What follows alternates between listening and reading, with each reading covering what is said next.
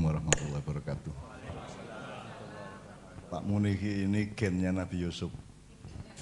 Jadi wis umure sak aku ya swidak songo sedak 8 ning isih 55 to kuwi. Aku wis 70 ya.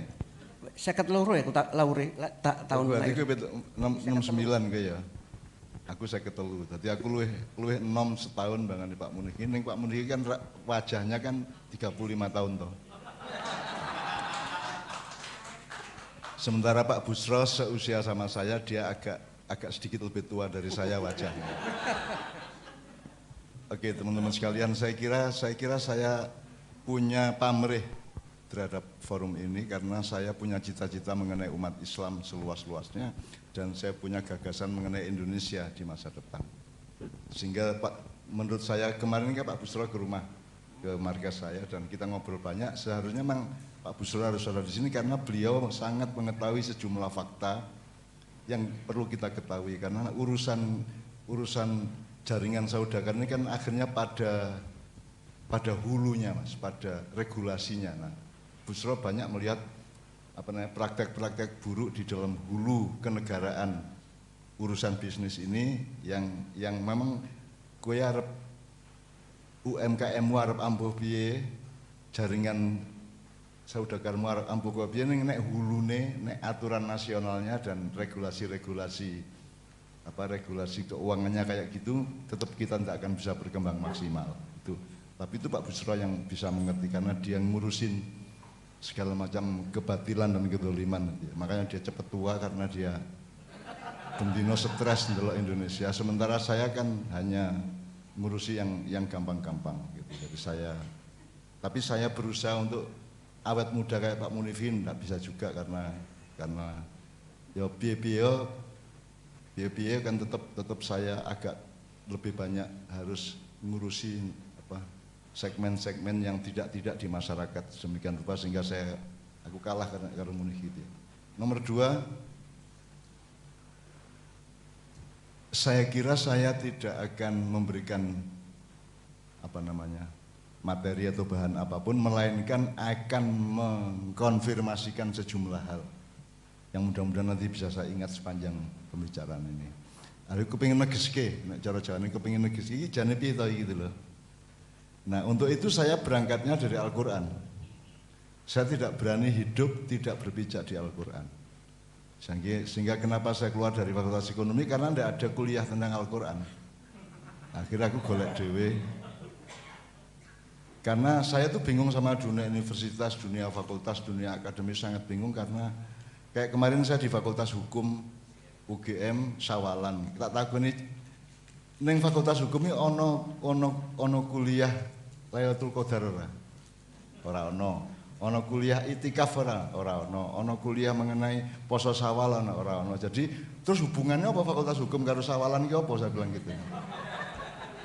Nah, untuk mengetahui itu pasti berhubungan, tapi kan harus ada garis bagan atau apa ya, ada gambar untuk memahami hubungan antara Fakultas Hukum dengan sawalan. Kan jane ora gaduk blas kuwi.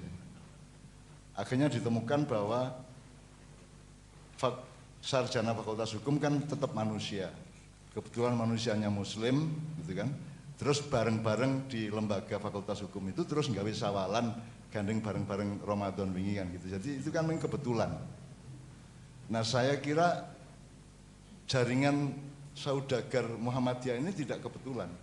Itu juga tidak berangkat dari semangat yang salah. Artinya hidup itu kan manzilahnya harus jelas, Mbak. Manzilah itu ning di kalau Gusti Allah iki didukke ning ndi itu maksudnya kowe iki pemain pingpong apa pemain badminton apa pemain bal-balan, kowe iki petani apa tukang ojek apa gubernur, itu kan harus jelas juntrungnya. Oleh karena kita harus tahu hulu hilirnya. Kalau mau ngomong ekonomi praktis kan kita bisa mengambil bahwa ada 3 level, 1 0A, tandur menandur atau tanam menanam, cocok tanam pertanian gitu ya. Terus nanti ada sinaah itu teknologi, hal-hal yang menyangkut membuat ini jadi itu, misalnya termasuk teknologi kan dari beras, dari padi jadi gabah ya. Itu kan teknologi mengolah padi jadi gabah, gabah jadi beras, beras jadi nasi, nasi jadi nasi goreng dan seterusnya. Itu kan itu sina'ah juga, meskipun asal usulnya dari ziro'ah. Kemudian yang kita sebut ekonomi al-mungkin itu yang ketiga yaitu tijaroh. Tijaroh atau taswikoh. Taswikoh itu dari kata sauk itu pasar. Jadi kalau pemasaran itu taswik. Kalau hal-hal mengenai pemasaran itu namanya taswikoh. Kalau bahasa Arabnya, bahasa Al-Qur'annya gitu ya. Nah, tetapi kan tidak cukup di situ, kita harus mengerti letaknya di mana. Tadi di luar tadi sempat ngomong, kalau ada etika bisnis, itu sing ndase iki etikane apa bisnisnya? Itu kan manzilah namanya. Nah, saya kan hidup di dunia modern ini kan agak bingung. Piye to kok ono pemerintahan jero ono bagian ono menteri perdagangan untuk kementerian agama loh. Agama iki kementerian po. Agama iki bagian dari Indonesia po. Piye to cara berpikirnya piye? Agama kok departemen gitu loh. Kan saya pernah nulis entah berapa puluh tahun yang lalu, bingung aku agama kok departemen. Berarti yang di luar departemen agama boleh tidak beragama. Wong dia di luar departemen agama. Atau gimana? Jeruntungnya piye? Tadi kan saya sama teman dari bank tadi, saya kan beliau dari Bukopin Syariat. Saya tanya sama dia, Bukopin menuju Bukopin Syariat itu konversi apa ekspansi? Menurut beliau ekspansi, golek badi luwih akeh. Ya, memperluas pasar. Tapi bukan konversi. Kalau konversi ngene, Bu, nek kowe Kristen dadi Islam kuwi konversi. Islam lebih Kristen kuwi konversi. Nek degan dadi klopo itu konversi kan gitu kan. Dadi nek wis ana klopone degane wis ilang. Nek wis ana Bukopin Syariat, Bukopin sing wingi ilang. Itu kalau konversi. Tapi ternyata bukan konversi, meng golek badi luwih akeh piye carane. Besok kalau ada syariat Kristen, dia akan bikin Bukopin Syariat Kristen. Nyun sewu. Dan itu saya ngomong gini nggak hanya sama beliau, saya ngomong gini di banyak forum-forum bank, termasuk di BI, di Surabaya, di Malang, di Jakarta. Aku ramudeng, saya bukan bantah, saya itu tidak paham. Nah, kalau saya tidak paham itu kalau saya terapkan ke yang ingin saya omongkan mengenai kita semua kan saudagar, Bapak. Kita itu semua saudagar. Di hadapan Allah, dalam konsep hidupnya Allah, kita itu semua saudagar. Saya mohon izin, saya punya asisten ya, Mas Helmi ya.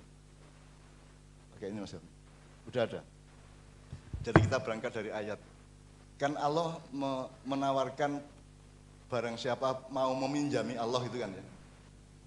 Yang ya, man dzalladzi yuqridullaha qardan hasanan fayudhaifahu lahu wa lahu ajrun karim. Ya. Barang siapa meminjamkan kepada Allah dengan pinjaman yang baik, maka Allah akan mengembalikannya berlipat ganda untuknya dan baginya pahala yang mulia. Berarti Gusti Allah iki senengane ngekeki bunga to. Ya toh?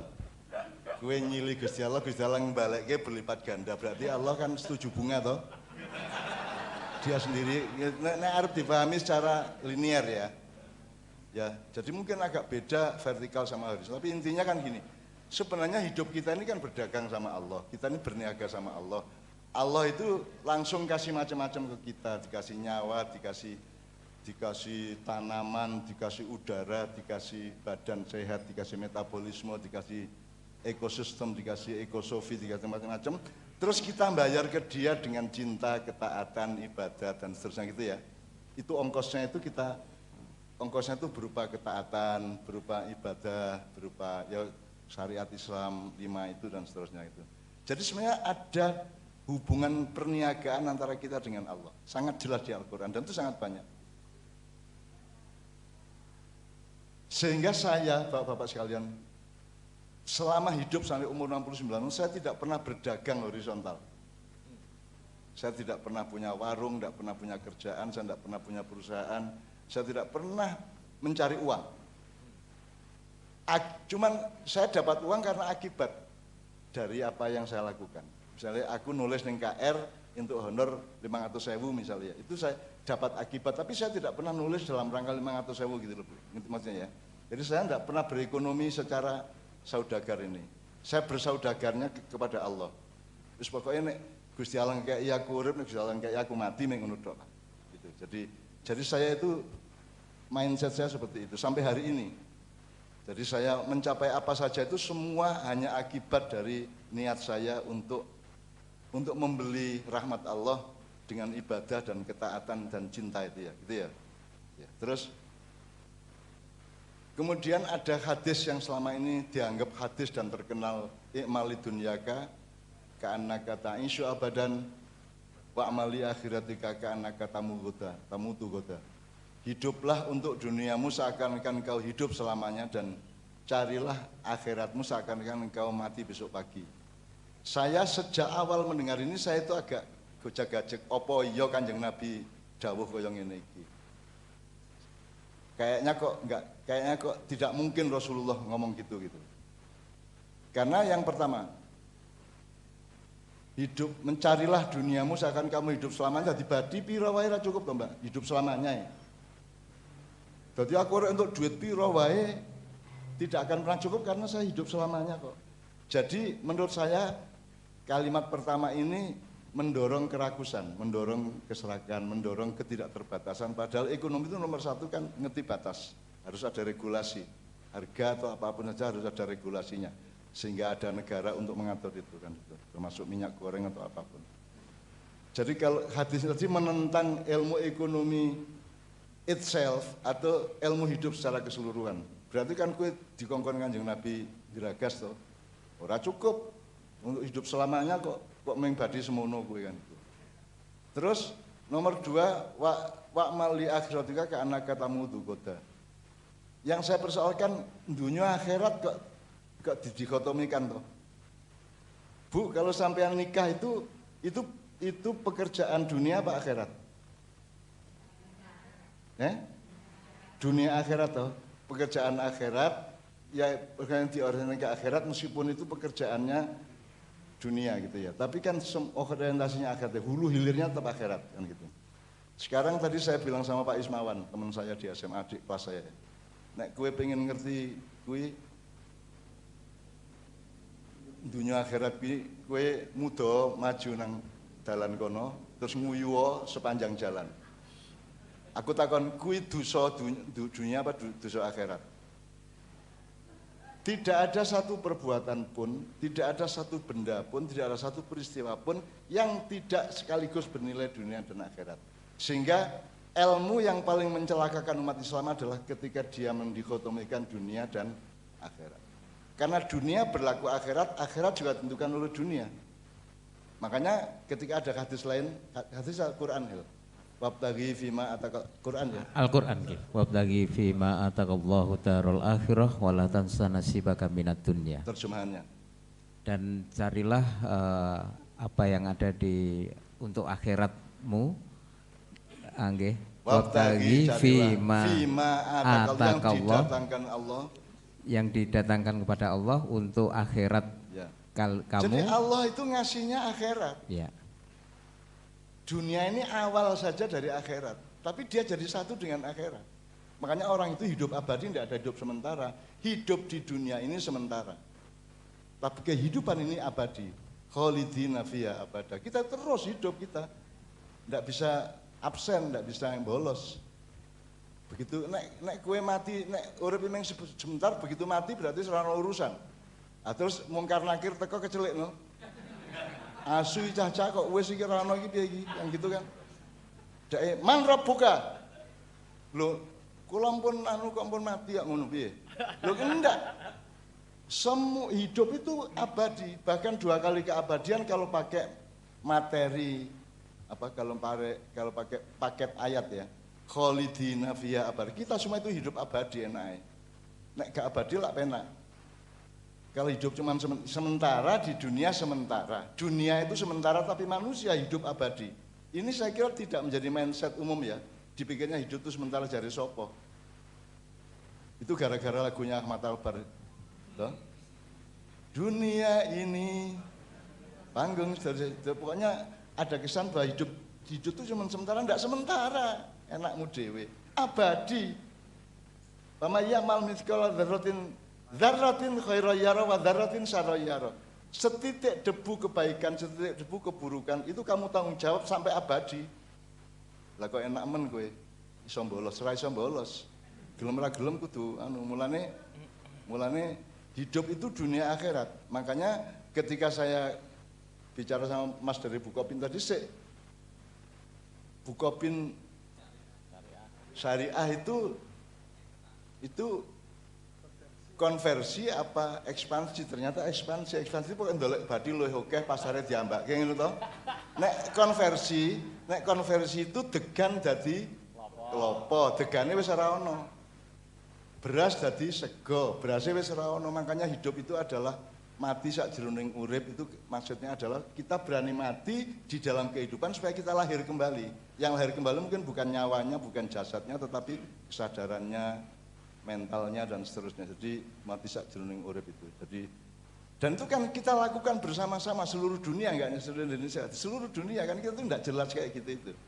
Makanya wabtaghi fima atakallahu darul akhirah wala tansa nasibaka minad dunya. Terjemahannya wala tansa. Wala tansa, dan janganlah kalian lupa nasibaka akan bagianmu dari dunia. Itu ya. dalam kurung apa enggak? Dalam kurung. Nah, ngono kuwi lho. Para penerjemah ki senengane gawe kurungan ki lho. Ya. Dan jangan lupa bagianmu dari dunia. Dari dunia. Jadi kuwi piye kuwi nerjemahke kaya ngono kuwi? Sing ndi bagianmu di dunia bahasa Arab sing ndi ra ono kuwi. Wala tansa nasibaka, jangan lupa nasibmu minad dunia, dari dunia, bukan di dunia. Mosok seperono sprene wis dadi dokter mbedake di karo dari ra iso. Kalau di itu mancep satu tempat tertentu. Kalau dari itu dinamis. Itu sama dengan sakinah itu, Mbak. Ya. Kalau kawin itu Allah mengatakan kata sambungnya itu litas kunu ila, pakai ila. Tapi kalau litas kunu yang statis litas kunu fi. Jadi misalnya menancapkan bendera itu litas kunu al bendera fi. Gitu ya. Kalau kawin, nikah berumah tangga itu ila itu dia ke. Jadi litas kunu ila itu menciptakan sakinah secara dinamis terus menerus, tidak pernah berhenti. Tidak seperti menancapkan bendera, tiang bendera gitu. Nah makanya itu pun karena Allah sudah ngasih. Ya, saiki kan kalimatnya semoga sakinah, mawaddah warahmah. Kuwi tujune aku dan hak untuk rewel soal itu ya. Kalau saya andaikan kalau saya jadi Tuhan agak marah itu. Lu gimana? Ada urutan sakinah, mawaddah, rahmah. Ki piye karepmu ki? Terminologimu piye? Utekmu piye? Saya sudah kasih rahmat kata Allah. Saya sudah kasih rahmat seluruh alam semesta untuk semua makhluk dan apa saja tanpa kecuali. Rahmat tuh semua dikasih. Kue nyolong motornya tetap laku toh. Kue nyopet duitnya kok nggo tuku soto-sotonya tetap enak toh. Nyun sewu kue ngelonde rasanya tetap enak kaya nang omah toh. Itu rahmat namanya.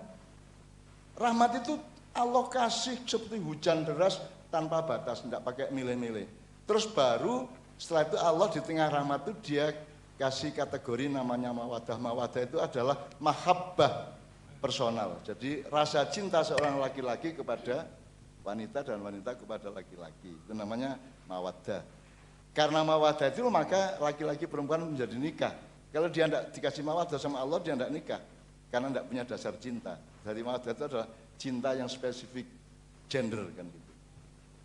Jadi urutannya kan semoga dengan rahmat dan mawaddah dari Allah keluargamu sakinah. Kan gitu kedune kan. Iki ora semoga sakinah mawaddah warahmah lah nek dadi Gusti Allah nesu. Aku wis tak kei rahmat biyen komae piye kok semoga rahmat kok semoga piye? Rahmat kok semoga itu kan fitnah besar kepada Allah itu. Rahmat kok semoga.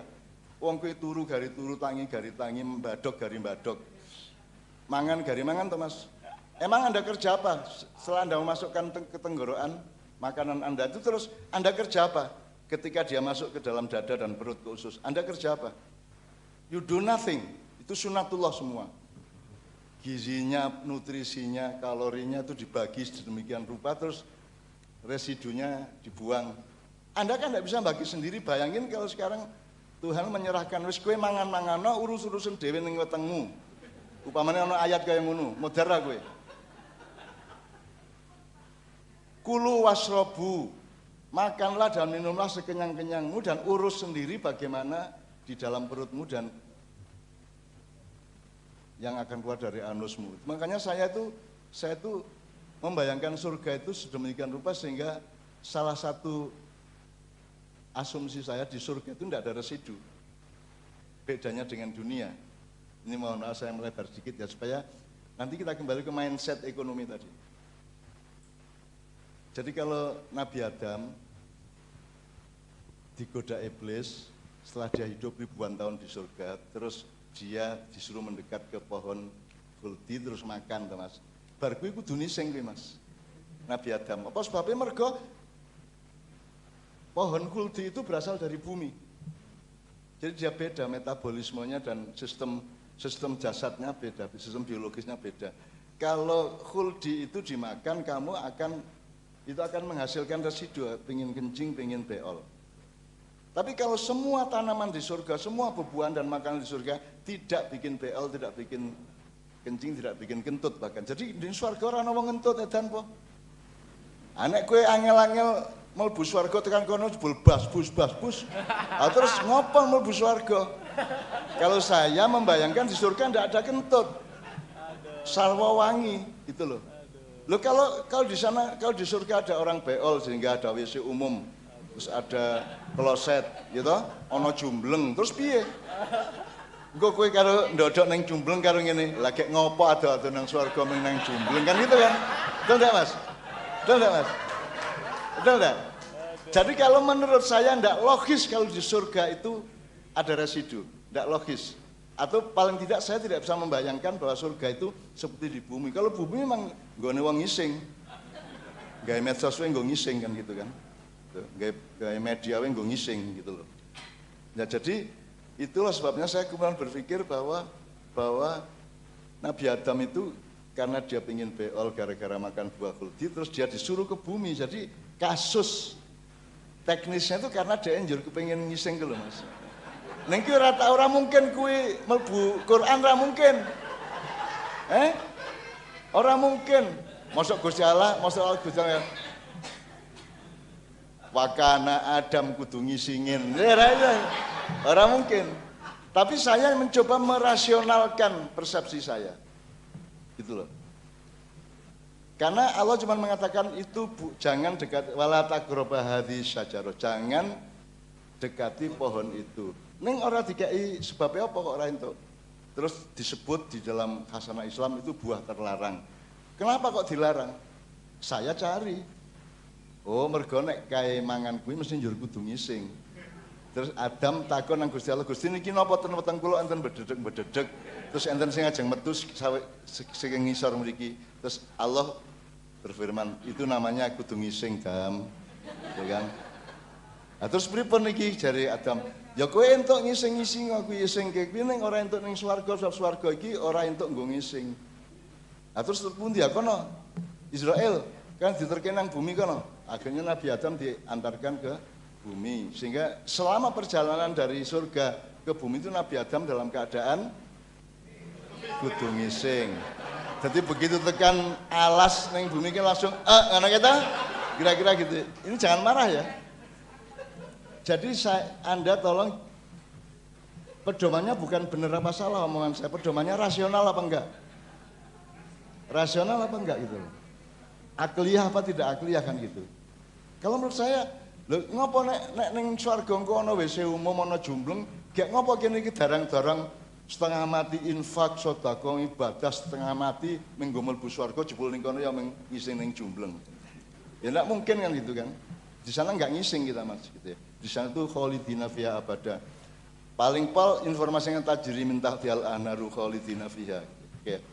Terus kita teruskan ayat tadi. Pak Jalmi apa? Wala tansa nasibaka. Jadi wala tansa nasibaka minad dunya. Itu ya. Jangan lupa bagianmu dari dunia. Nasibaka. Ya, bagianmu nasibaka, nggih. Minat dunia dari dunia. Dari Kalau dunia. dari itu kan dinamis ya Mbak ya? Ya Bu ya. Kalau di kan statis. Kalau dari kan ada ke-nya. Betul enggak? Jadi kan minat dunia ilah Kudu diteruske dengan utek ilal akhirah toh. Karena tadi toh yang di awal Allah mengatakan yang dia sediakan Allah itu kan akhirat. Ya. Wabtaghi fima atakallahu darul akhirah. Kan? Jadi wala tansana nasibaka minad dunya ila daril akhirah nek dilengkapi ngono kuwi. Gitu ya. Cuman memang banyak sekali firman yang ayat yang tidak difirmankan menurut saya. Kalau tidak percaya tanya sama Allah langsung ya. Banyak sekali yang tidak difirmankan. Jadi misalnya tadi saya di luar nanti kita ngobrol, Nabi Musa itu membelah laut dengan tongkatnya itu kan karena Allah memerintahkan ya Musa idrib bi asokal bakar, pukulkan tongkatmu Musa ke air laut, maka air laut kemudian terbelah. Itu menurut saya ada ayat yang lain yang tidak diomongkan di Quran. Wahai air, membelahlah engkau begitu disentuh oleh tongkat Musa. Iya, itu pemanaan pertama ya. Kalau logikanya gini, kalau air nggak diperintah Allah terbelah enggak mas? Terbelah enggak? Enggak dong. Kalau Allah nggak menyuruh air terbelah, Allah enggak meskipun Allah sudah menyuruh Musa, tapi Allah tetap menyuruh air. Ya. Nomor dua, sing marake segoro sigar kuwi tongkate Nabi Musa apa kehendak Allah? Kehendak Allah. Nek ora dadi saiki Nabi Musa sekti ora? Bloko aja, enggak ada masalah, enggak dosa kok ini. Menurut saya enggak dosa. Lalu saya ngomong sangat keras soal itu mas. Nabi Musa tidak sakti. Nabi Muhammad tidak sakti. Saya berani ngomong gitu. Karena apa? Karena rumusnya la haula wala quwata illa billah tok. Tidak ada selain billah.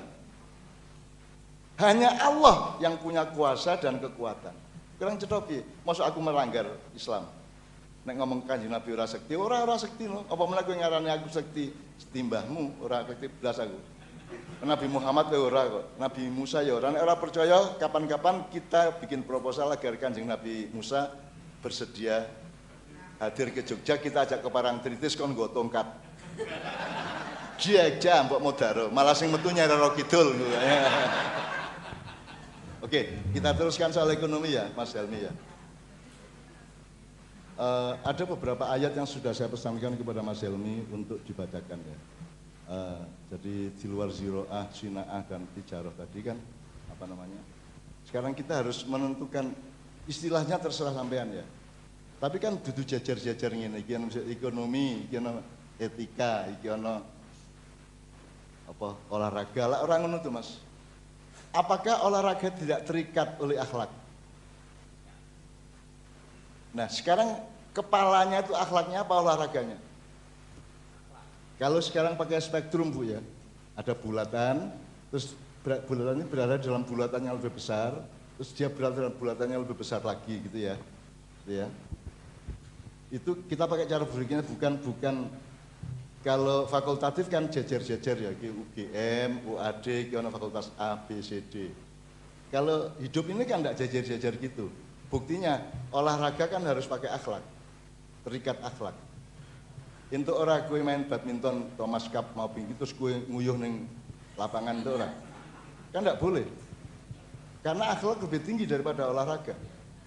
Jadi spektrum yang lebih besar itu etikanya apa olahraganya? Ya, jadi etika. Jadi kalau saya pakai kebiasaan di Maknya Pak Munifi, jadi misalnya hukum, ekonomi segala macam itu kalau pakai level pertama. Di atas hukum itu ada misalnya akhlak. Akhlak itu lebih luas. Terus di atas akhlak ada takwa. Kalau saya biasanya pakai leveling gitu ya, stratifikasi ya. Ekonomi juga begitu. Jadi ada perniagaan horizontal secara manusia atau perniagaan barang. Terus ada perniagaan jasa. Terus ada perniagaan cinta, kan itu kan levelnya beda-beda. Kenapa Allah ngasih kita rahmat luar biasa? Karena pada dasarnya Allah itu mencintai kita luar biasa. Karena cintanya Allah maka kita itu disiapin apa saja yang kita perlukan, gitu kan? Jadi ekonomi, hukum segala macam yang selama ini kita kenal melalui fakultas-fakultas itu sebenarnya adalah lapisan pertama atau spektrum yang paling kecil. Saya kasih contoh gini. Anda ngerti istilah anti kekerasan ya? Bahasa Inggrisnya apa itu, Mas? Anti violent. Violent. Violent.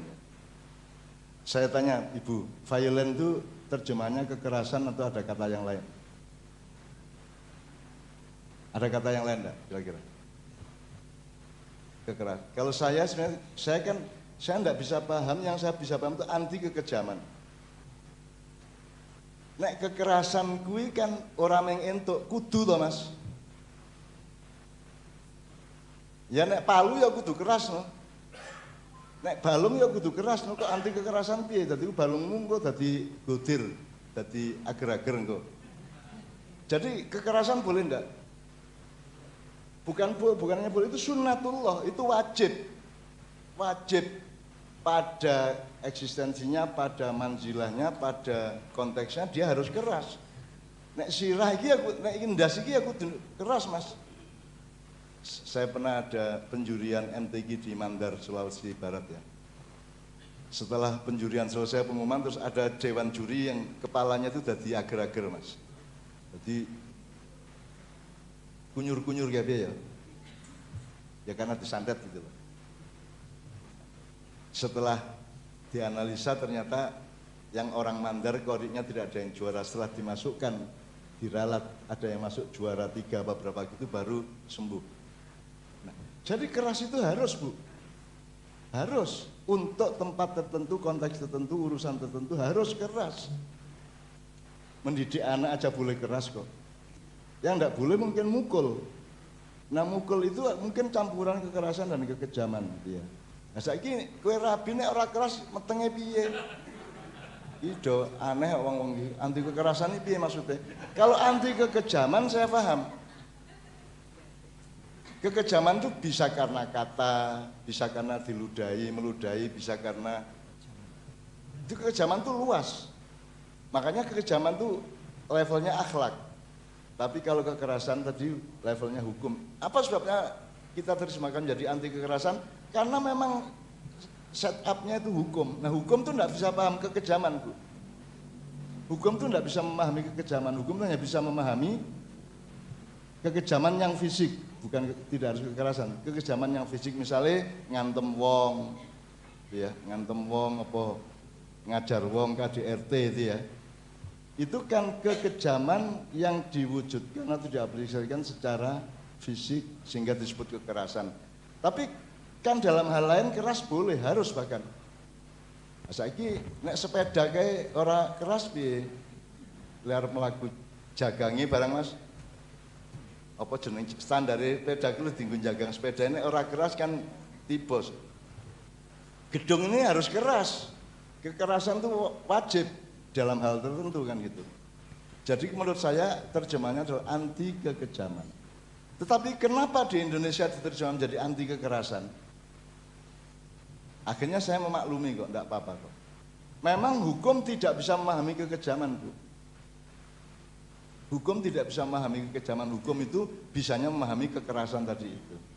Dan misalnya kalau Ade Armando dipukuli, diinjak-injak, yang dikejar-kejar, yang disalahkan adalah yang memukuli kan gitu kan.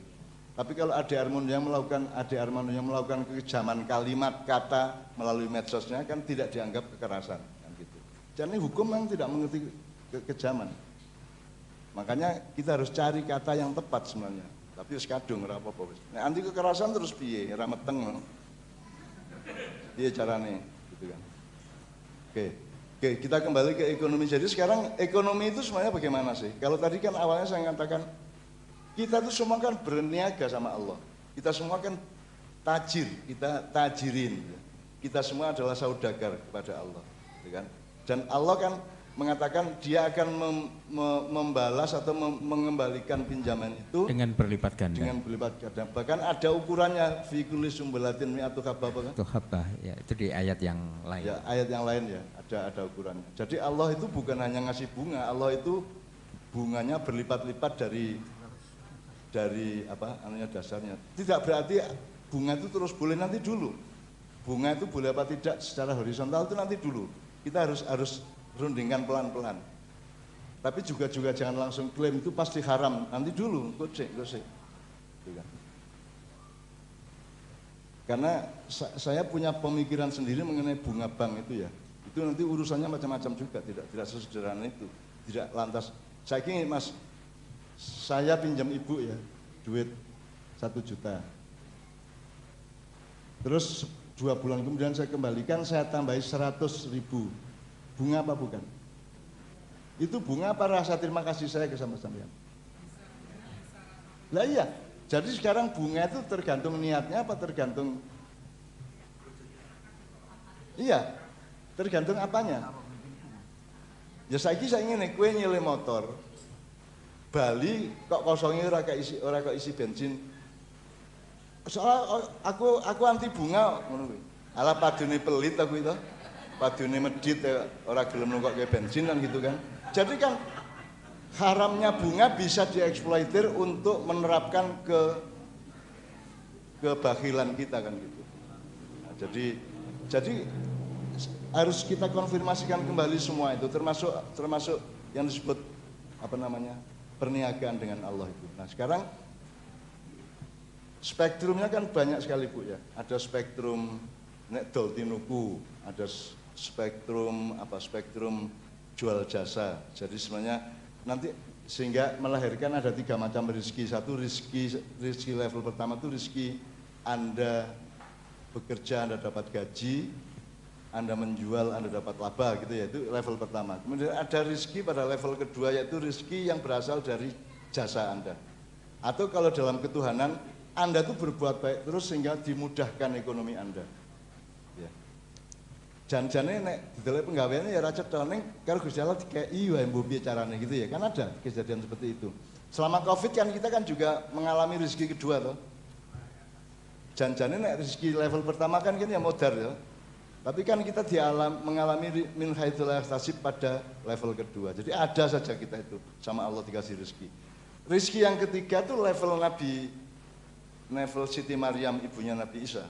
Langsung dikasih sama malaikat Jibril, didatangi dikasih makanan dan rezeki. Nah, kita boleh mempraktekkan ketiga-tiganya itu. Saya tidak pernah yang level pertama, Bu, saya tidak pernah punya warung, saya tidak pernah jual jasa, saya tidak pernah melakukan itu semua. Baik jual benda maupun jual barang maupun jual jasa saya tidak pernah. Tapi kalau saya dikasih orang, misalnya ini wes, aku dikongkon pengajian yang desa ngendi dalam rangka khitanan, ya, aku nganggo motor adoh banget kae, gitu. Terus baline ora disangoni itu kan juga, terus baline disangoni gitu ya. Itu kan bukan dia memberi gaji saya, itu kan dia toleransi atau tasamuh atau dia bersyukur karena saya datang, kemudian dia mewujudkan rasa syukur dengan gawani telo, gawani beras, gawani gula sak piturute, atau juga nyangoni sedikit yang itu. Kan gitu kehidupan para kiai-kiai tradisional kan gitu teman. Itu bukan profesi, itu bukan lalu lintas profesional. Gitu. Nah sekarang kalau kita kembali ke jaringan saudagar Muhammadiyah, saya kira kita harus apa di PP Muhammadiyah, apa di PDM, apa di mana ya, itu kalau menurut saya harus ada konsolidasi pemahaman terhadap perniagaan atau kesaudagaran secara Islam. Jadi misalnya ini, sing dimaksud berdagang atau berniaga atau bisnis itu kan kembali ke tujuannya. Tujuannya berarti oke, keduniaan. Apa kalau saya minta ayat yang lain? Maukah engkau aku kasih tahu kata Allah? Hal adulukum ala ya. Ayo. Ya ayyuhalladzina amanu hal adullukum ala tijaratin tunjikum min adzabin alim. Ya.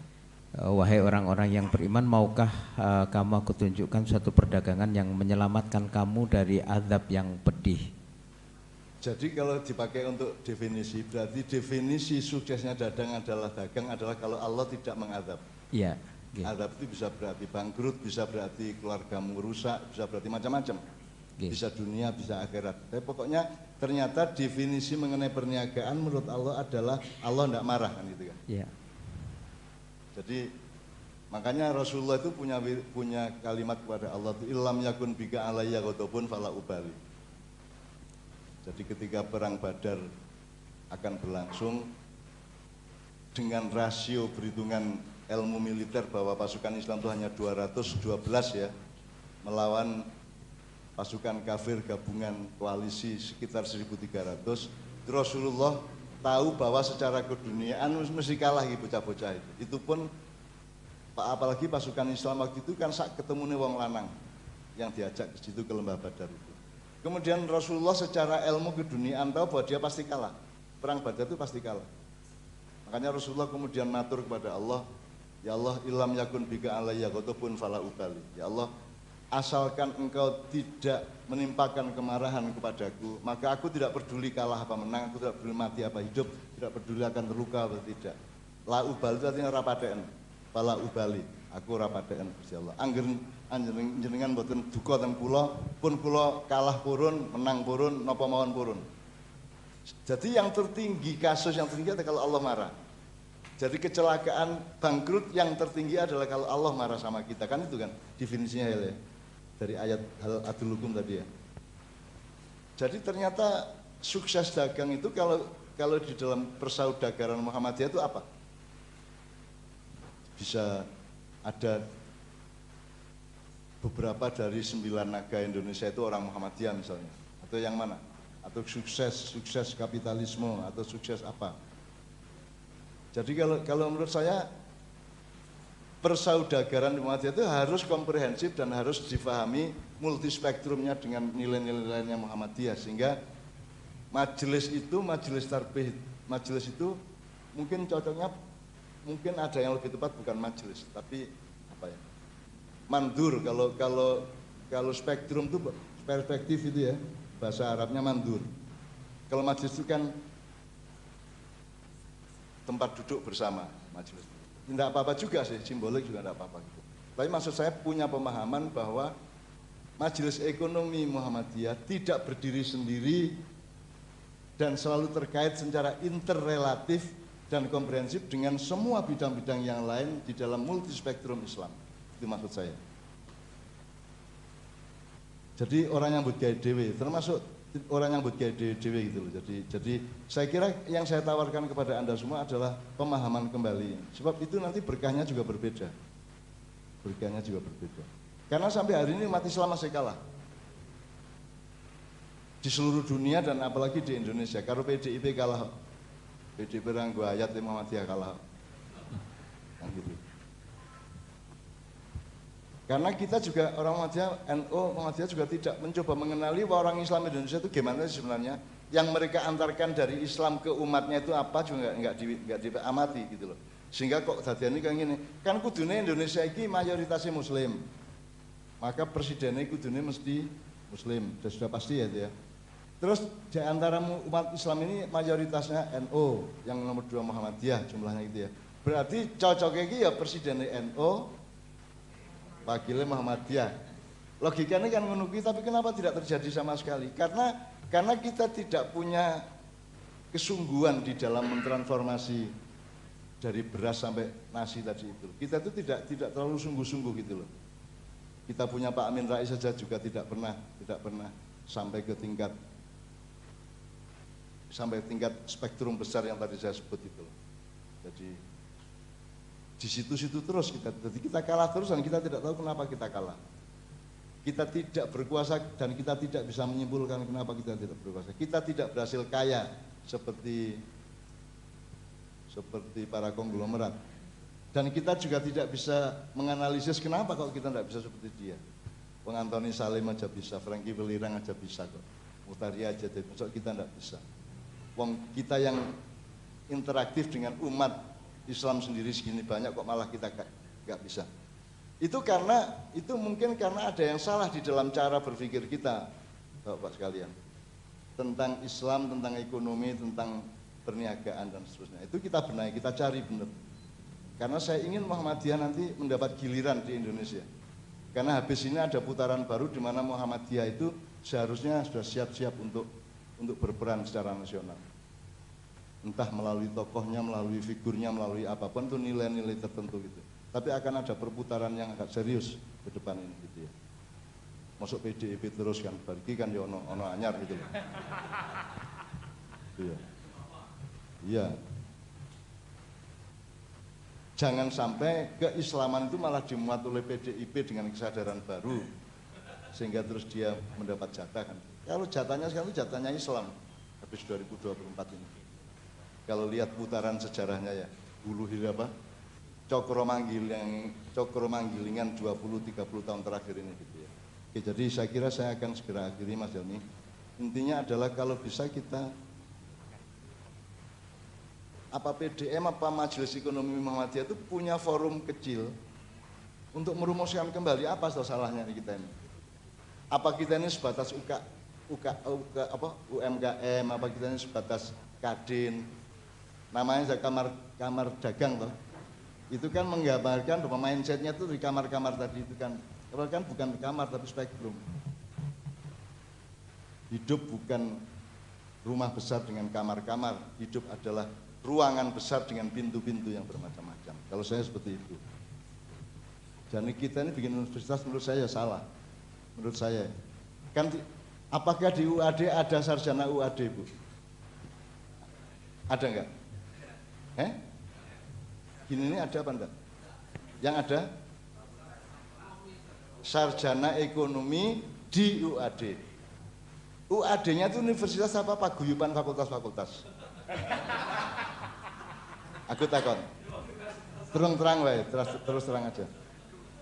UAD atau UGM atau UMY itu universitas ataukah kumpulan fakultas-fakultas? Kumpulan toh, karena fakta akademisnya tidak ada sarjana universitas toh, yang ada sarjana.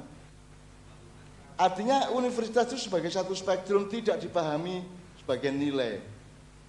Sehingga kurikulumnya langsung fakultatif toh. Tidak ada nggak kurikulum universitas, yang ada kurikulum fakultas toh? Nah iya. Gambaran sederhananya mungkin seharusnya setahun pertama itu kurikulum universitas untuk mendasari dan membekali semua mahasiswa fakultas apapun. Tahun kedua baru kurikulum fakultatif, kira-kira seperti itu. Apa? Ya itu bareng sama kuliah lainnya. Ya, jangan bareng. Nanti disangka jajar, itu disangka tonggon itu tuku tonggon itu luwih gede. Muhammadiyah iki luwih gede timbangane universitas, luwih gede timbangane fakultas.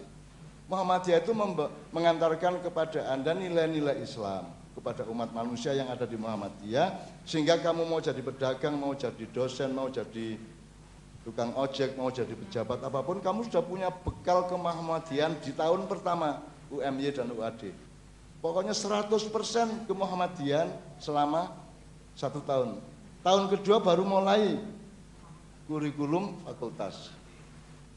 Dan kudu ditolak tenan setahun pertama itu kudu ditolak tenan. Dan kalau saya itu banyak sekali.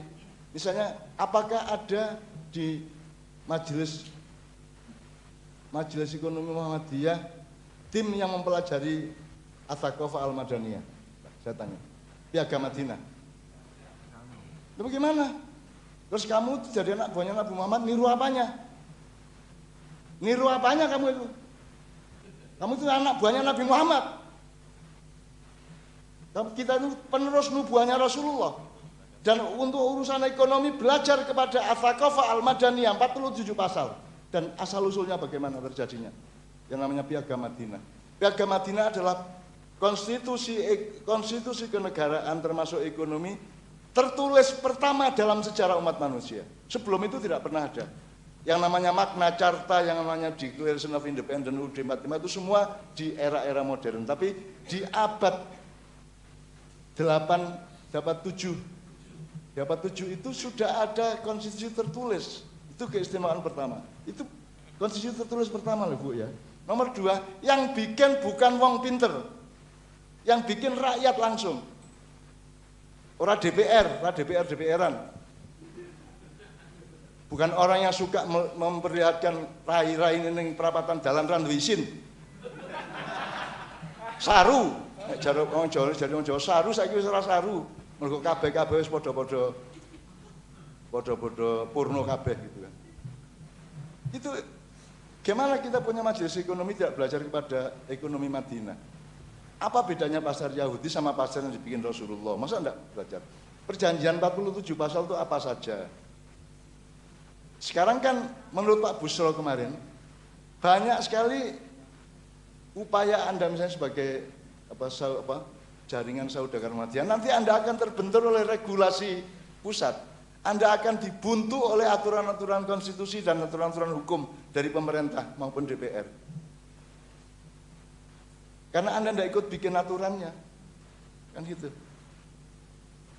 Terus makanya terus bikin partai, NU bikin PKB, Muhammadiyah bikin PAN. Ternyata begitu sampai di tempat bikin aturan mereka terus berlaku Muhammadiyah enggak? Berlaku NU enggak? Lah iya. Ya terus piye ngono kuwi berarti sing salah pendidikan itu. Iya kuwi. Apalagi secara resmi tidak ada pembelajaran tentang At-Thaqafah Al-Madaniyah itu. Jadi misalnya gini Pak Munhi ya, yang saya ucap. Kalau Aceh itu serambi Mekah. Mekah itu kan urusannya kan, Makiyah itu kan urusannya kan akidah, tauhid, akhlak. Tapi begitu urusan muamalah, perdagangan, pertanian, kebudayaan itu kan Madinah. Jadi acuan kita itu Madinah. Kenapa Jogja yang menjadi pusat Muhammadiyah tidak menjadi serambi Madinah? Saya sudah tawarkan ke Sultan, ke semua di Indonesia tidak ada yang mau, karena mereka tidak paham apa maksudnya serambi Madinah. Ngerti serabi wae. Kan mestinya Indonesia ini serambi Madinah dong, seluruh Indonesia. Disinilah aspirasi Rasulullah di dalam soal pasar, di dalam soal pertanian, soal tijarah, ziro'ah, dan sina'ah tadi itu diterapkan. Dan Rasulullah kan luar biasa contohnya di situ. Tidak perlu jadi, kita mayoritas kok tidak bisa bikin piagam Madinah. Rasulullah itu ketika bikin piagam Madinah lahir itu umat Islam hanya 15%. Minoritas. Dan Rasulullah tidak ikut-ikut loh. Tidak ikut-ikut bikin loh. Tidak mempengaruhi, saya kan nota-nota kayak. Rasulullah itu tidak ikut-ikut, diserahkan kepada rakyat. Jadi demokrasi total yang sangat ideal itu justru di Madinah, tidak di sini. Sekarang kan amandemen-amandemen itu kan didorong oleh kepentingan-kepentingan ekonomi kelompok itu kan gitu kan. Ya, sampai sekarang pemilikan tanah aja tidak terbatas itu, tidak dibatasi gitu loh. Entek kok saiki. Gitu kan. Jadi kita itu memang mengalami apa ya, bukan hanya degradasi, mengalami mismanagement atau bahkan dismanagement sejarah. Bukan hanya mismanagement, dismanagement atau malmanagement. Sedemikian rupa. Maka saya bergeraknya kan yang individual Mas, saya dengan sedikit lagi ya 3 menit lagi ya. Dengan jamaah-jamaah untuk supaya paling ora iki kowe iki nandur akhlake Kanjeng Nabi ning jero atimu karo uripmu ning keluargamu, paling ora gitu tok. Nah sekarang gimana? Rasulullah itu kan sudah jelas siddiq, amanah, tabligh, fatona itu rumusan para ulama ya, Pak Elmi. Itu rumusan para ulama ya. Allah sendiri kan punya definisi mengenai Muhammad. Muhammad itu siapa? Laqad ja'akum rasulun min anfusikum azizun 'alaihi ma anittum harisun 'alaikum wabil mu'minina raufur rahim. Itu rumusnya, definisinya Rasulullah menurut Allah, menurut sing gawe. Terus kita membreakdownnya menjadi poin-poin yang sifatnya keduniaan, siddiq, amanah, tabligh, fatona. Itu pun tidak dikomprehensikan Bapak-bapak sekalian. Selama ini siddiq itu artinya apa? Jujur atau apa? Aku takkan jujur itu output apa input? Lah inputnya apa? Kalau jujur itu output, inputnya apa? Mestinya sifatnya ya input dong. Kalau saya siddiq itu artinya tenanan, sungguh-sungguh. Sungguh-sungguh. Anda mau bisnis, mau tijarah kan harus nomor 1 sungguh-sungguh toh. Nek dodol sego-sego tenan, nek dodol barang-barang tenan, nek dodol sambel-sambel tenan itu loh. Siddiq, jadi siddiq itu sodako, misalnya sodaqallahul azim, maha benar, maha sungguh-sungguh Allah yang maha besar itu, sodaqallah. Jadi kata siddiq berasal dari sod dal dan qaf. Terus nanti Abu Bakar As-Siddiq itu adalah Abu Bakar yang terkenal sangat sungguh-sungguh hidupnya. Terus menjadi kata sodakoh. Apa sebabnya sodakoh itu gini Mbak, logika saya ya. Kalau ada orang miskin kamu tidak tolong, kalau ada orang lapar kamu tidak kasih makan, ada orang sedih nggak kamu hibur, berarti kamu tidak sungguh-sungguh hidupmu. Kalau manusia sungguh-sungguh hidupnya, dia tidak akan tahan melihat orang lapar, dia masih kasih makan. Nah, jadi sodakoh adalah ekspresi atau output dari kesungguh-sungguhan hidup seseorang.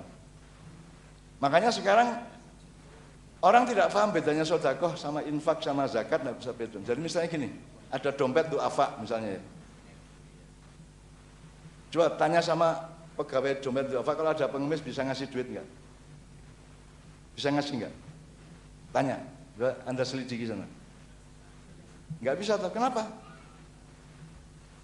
Karena dia punya program sendiri, gaya sekolahan, gaya apa, gaya itu kan? Bukan relasinya. Loh, piye karepe relasi ki? Piye karepe ki? Jadi definisi sedekahnya apa? Jadi sedekah itu berangkatnya tidak dari, kalau zakat itu Anda sudah punya penghasilan, Anda ambil sebagian untuk diperbantukan ke orang lain. Itu zakat. Kalau sedekah, infak itu tidak dari kamu punya. Pokoknya berangkatnya dari ada orang butuh, ada orang lapar, ada orang sedih, ada orang kapiran. Tidak masalah kamu punya apa tidak, tapi kamu memperhatikan dan kamu mengusahakan. Kan tidak harus ngasih langsung, bisa minta temennya, bisa mengusahakan gimana kan gitu. Jadi itu bedanya sedekah sama bedanya siddiq sama zaki. Zaki itu zakat. Kalau zakat itu sudah punya dulu Mas. Gampang nih zakat itu Mas. Ini wis duwe penghasilan 1 juta dijupuk 20.000 gitu kan gampang. Tapi kalau sedekah tidak. Asal usulnya dari orang butuh dulu. Itulah. Baru kita tidak peduli, kita alladzina yunfikuna fis sarra'i wad dharra. Jadi kalau infak itu tidak peduli syarra apa dharra. Kalau zakat enggak, zakat sing sugih sing duwe penghasilan. Nek dharra dia enggak pakai wajib zakat toh. Dipahami dong Quran itu. Allah mengatakan walladzina yunfikuna fis sarra'i wad dharra'i wal kadhiminal ghaidh dan seterusnya. Jadi kalau zakat itu berasal dari asal usulnya dari kita sudah punya penghasilan terus dicengklong. Kalau sedekah infak itu berangkatnya tidak dari kita punya, berangkat dari orang butuh. Nah sekarang kembali ke dompet du'afa tadi, dompet du'afa itu zakat apa infak?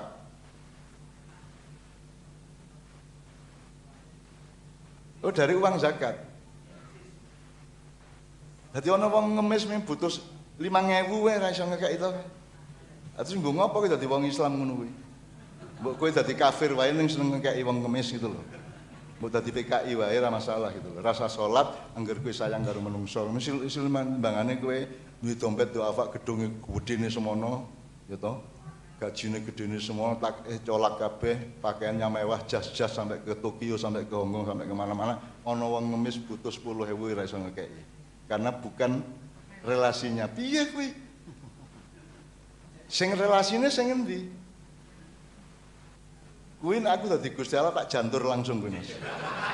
Selamat dudu aku Gusti Allah. Ku tak langsung tak cawuk. Israel kae cawuk kae. Saya gitu. Untung Allahnya tuh Rahman Rahim, bukan saya gitu.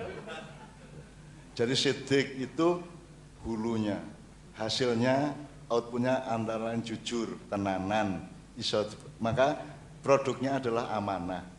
Jadi 4 itu enggak sendiri-sendiri, 4 itu eskalatif, produktif. Karena siddiq maka amanah. Karena dia sudah siddiq dan amanah, dia maka punya landasan dan relevansi untuk tabligh. Kan gitu kan? Nek kowe moro-moro tabligh tok, lah kowe ora amanah kok tabligh, kowe ora siddiq kok tabligh piye? Tabligh itu hanya produktif, hanya manfaat kalau kamu siddiq dan amanah. Dan kalau kamu sudah memenuhi siddiq, amanah, tabligh, itu satunya cara supaya kamu dapat fatonah. Fatonah itu hidayah khusus, fatonah itu kecerdasan khusus. Iki wong sak Indonesia Islamnya orang entuk fatonah, kok Indonesia kurang siddiq, kurang amanah dan ora iso tabligh. arep entuk fatonah piye kecuali fatonah anake Haji Mabrur iku. Gitu ya. Kita kan enggak punya kecerdasan tuh Mas. Kita niru-niru aja toh. Gitu. Ono bang opo syariat melu bang syariat. Ngono toh. Kene meng taklit-taklit wae, melu-melu wae. Cara berpikirnya ikut barat. Orang Islamnya setelah perang salib juga ikut cara berpikir barat. Terus nanti ada baptis dalam Islam, namanya beat. Gitu. Kita tuh niru-niru semua, niru-niru dan nesuan. Ngene iki nesu, ngono iki nesu. Mutungan, nesuan, ngamukan kan gitu kan. Dan orang ngerti juntrungannya langsung ngamuk gitu kan. Wah, wis jan. Jadi menurut saya Muhammadiyah itu kan aku ngerti ini Muhammadiyah dari Pak Margono. Pak Margono sama Pak Margono ya, guru komandan saya itu namanya Pak Margono almarhum. Dan saya itu diajari, ya kalau peruahnya kayak Pak Mukhtar Kawi, Pak Hidan, Pak Huda, apa? Hidan, coba? Hidan, Pak Hidan itu dhuwur kayak. Itu Pak Hidanul Ikhwan ya. Itu guru saya di SMA dulu, saya tuh mancep. Pak Muhammadiyah itu tajdid, ijtihad, gitu. Itu saya mancep bener. Jadi ini aku ketok Muhammadiyah, kene iku pikiranku langsung sing metu ki pembaruan gitu. Apa? Eksplorasi, ijtihad gitu. Saya lah nek Muhammadiyah kok taklid tok. Ojo nek taklid jare biyen ra entuk kok. Ittiba aja tidak ittiba Rasul, ini ittibaul Renaissance. Ittibaul Western, ittibaul apa? Orang-orang barat. Saya tidak pernah mau jadi anak buahnya orang barat. Saya di Amerika, di Belanda, di Jerman, di banyak negara-negara, saya tidak pernah jadi anak buah mereka. Dan saya tidak pernah menjalankan apa yang menjadi aspirasi mereka. Saya harus jadi bapak buah mereka. Bahkan saya masuk ke sekte-sekte aneh-aneh di Amerika itu saya tidak menjadi anak buahnya, saya tidak menjadi muridnya. Saya penceramahnya. Aku wong Jawa, Jawa Islam pisan. Gampang Mas. Semua macam-macam ideologi di dunia itu nek kanggone wong Jawa jeneng ilmu katon. Jadi saya masuk kemana-mana sampai ke Hindu-Hindu, ke Buddha-Buddha kayak Hare Krishna, kayak sekte Bhagawan, Sungmyung Moon, macam-macam. Saya ke asrama-asrama Hindu di Chicago di mana-mana itu, saya menjadi guru di sana.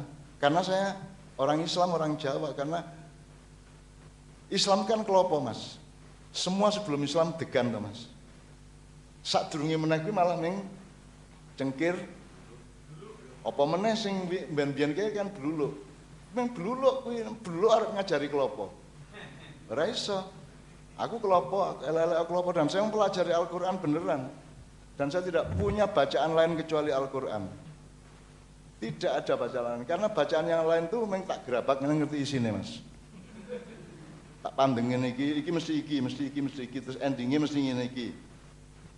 Bukan saya hebat Mas, tapi pokoknya apa? Apal lah karun dunya ya apal mesti ngono iku lah. Biasanya ngono kuwi lah gitu ya. Allah arek-arek ini mesti ngene iki lah gitu kan. Sapal lagu itu seperti kalau Anda dalam olahraga kan ada kasus-kasus apal seperti itu Mas ya. Oke, jadi saya kira Mas Munihi saran saya adalah entah bagaimana caranya, apa dari jaringan Saudagar Muhammadiyah sendiri maupun dari Majelis Ekonomi Muhammadiyah atau mungkin inisiatif-inisiatif di tengah itu semua atau bareng untuk ada pembelajaran, forum pembelajaran kembali, merumuskan kembali kesaudaraan menurut Islam. Sehingga nanti kalau kita bersikap kepada Indonesia itu agak lebih cetha. Cita-citanya juga tidak, kan Allah kan tidak nyuruh kita hebat juga toh. Allah itu kan nyuruh kita sidik saja dan amanah saja. Nanti Allah akan kasih fatona. Allah akan kasih fatona. Itulah. Saya kira seperti itu, mudah-mudahan ada manfaatnya dan mudah-mudahan bisa sampai ke Anda. Dan saya siap untuk Anda apakan saja, ya, terutama di ya monggo lah, saya kembalikan kepada Pak Munihi. Assalamualaikum warahmatullahi wabarakatuh.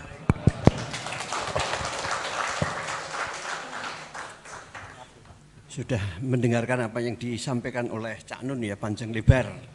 Mungkin ono sing bingung, ono sing mumet, ya. Nah, nanti bisa ditanyakan, tapi sesuatu yang menarik yang disampaikan oleh Cak Nun itu ya. Sebenarnya apa yang kita lakukan hidup di dunia itu berdagang, bisnis. Makanya Nabi memberikan pelajaran kepada kita, idza arata tafal amron fadadabar aibatahu wa in kana khairan famdi wa in kana syarran famtahi. Jadi kalau kita itu mau melakukan apapun, pertimbangkanlah dari sisi untung dan ruginya. Untung rugi itu dagang.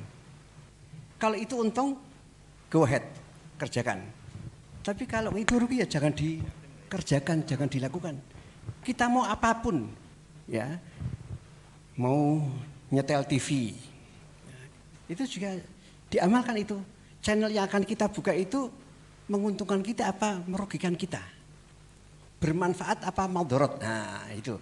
Jadi persoalan manfaat dan maldorot, untung dan rugi itu seperti itu. Jadi enak kalau kita ini selalu berdagang kepada Allah ya seperti itu. Itu kan untung itu kan imbalannya pahala, untuk ganjaran untung, untuk dosa rugi, atau kalau yang sunnah kan yusabu ala fi'li wala yuqabu ala tarkihi. Si mengerjakan dapat pahala, si orang mengerjakan tidak apa-apa. Ya yang urusan sunnah pun ya mestinya kita kerjakan biar untung, biar dapat pahala. Itu loh.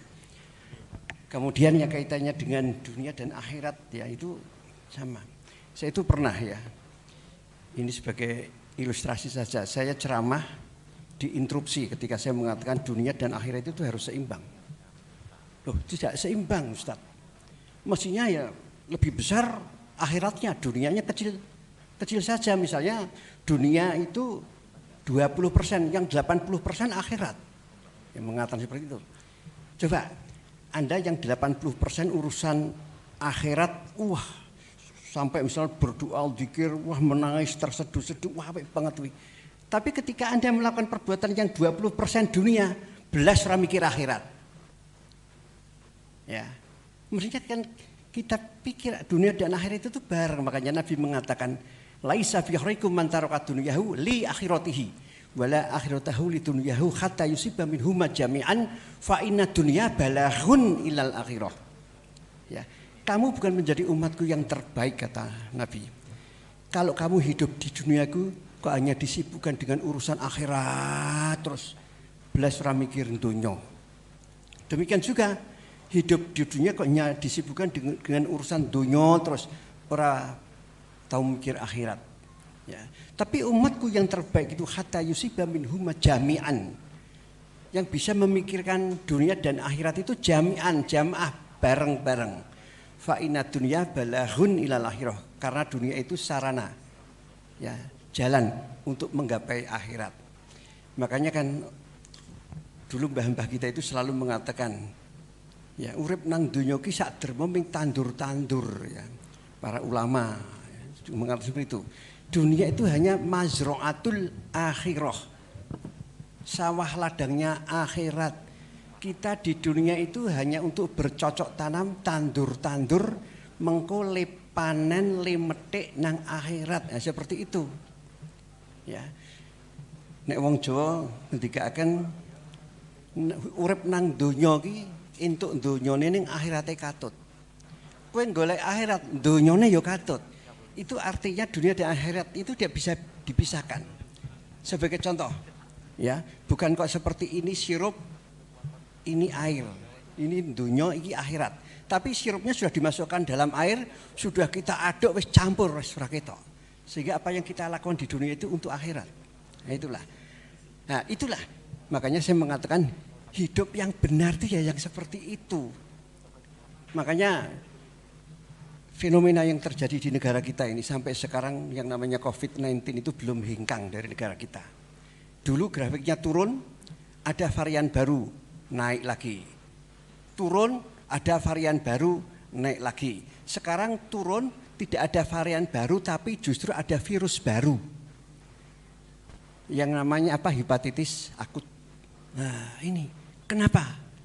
Saya masih teringat ulama-ulama dulu, orang tua dulu itu yang arif dan bijak selalu mengatakan kalau ada musibah, ya, kok menelan banyak korban jiwa, musibah kok sangat besar dahsyat, kok waktunya lama, itu bukan lagi peringatan Allah, bukan lagi cobaan atau ujian Allah, itu sudah azab. Kenapa kok Allah menurunkan azab? Karena hidup kita ini belum benar. Ada orang tua kita yang mengatakan kurang syukure marang pengiran, kurang mensyukuri nikmat Allah. Coba kita sering tidak memperhatikan ya terhadap firman Allah yang ada di dalam surat Ibrahim 7. Ya, itu sering ustadz-ustadz, ulama-ulama menyampaikan itu langsung la in syakartum la azidanakum wa la in kafartum inna azabi lasyadid. Tapi tidak pernah dibaca wa ita'adzana rabbukum, pengumuman dari Allah. Jadi itu Allah mengumumkan. Pengumuman dari Allah itu harus kita perhatikan. Itu pengumuman Allah. Siapa yang selalu mensyukuri atas nikmat Allah, ya, ditambahi dengan kenikmatan yang lebih banyak lagi. Tapi kalau kufur terhadap nikmat Allah, sungguh azabku sangat pedih. Nah, itu azab Allah. Makanya agar hidup kita ini benar, ya, itu harus kita hidup sesuai dengan apa yang dikehendaki oleh Allah, apa yang diharapkan oleh Allah. Apa itu? Ya. Di dalam surat Al-Dzariyat 56, wa ma khalaqtul jinna wal insa illa liya'budun.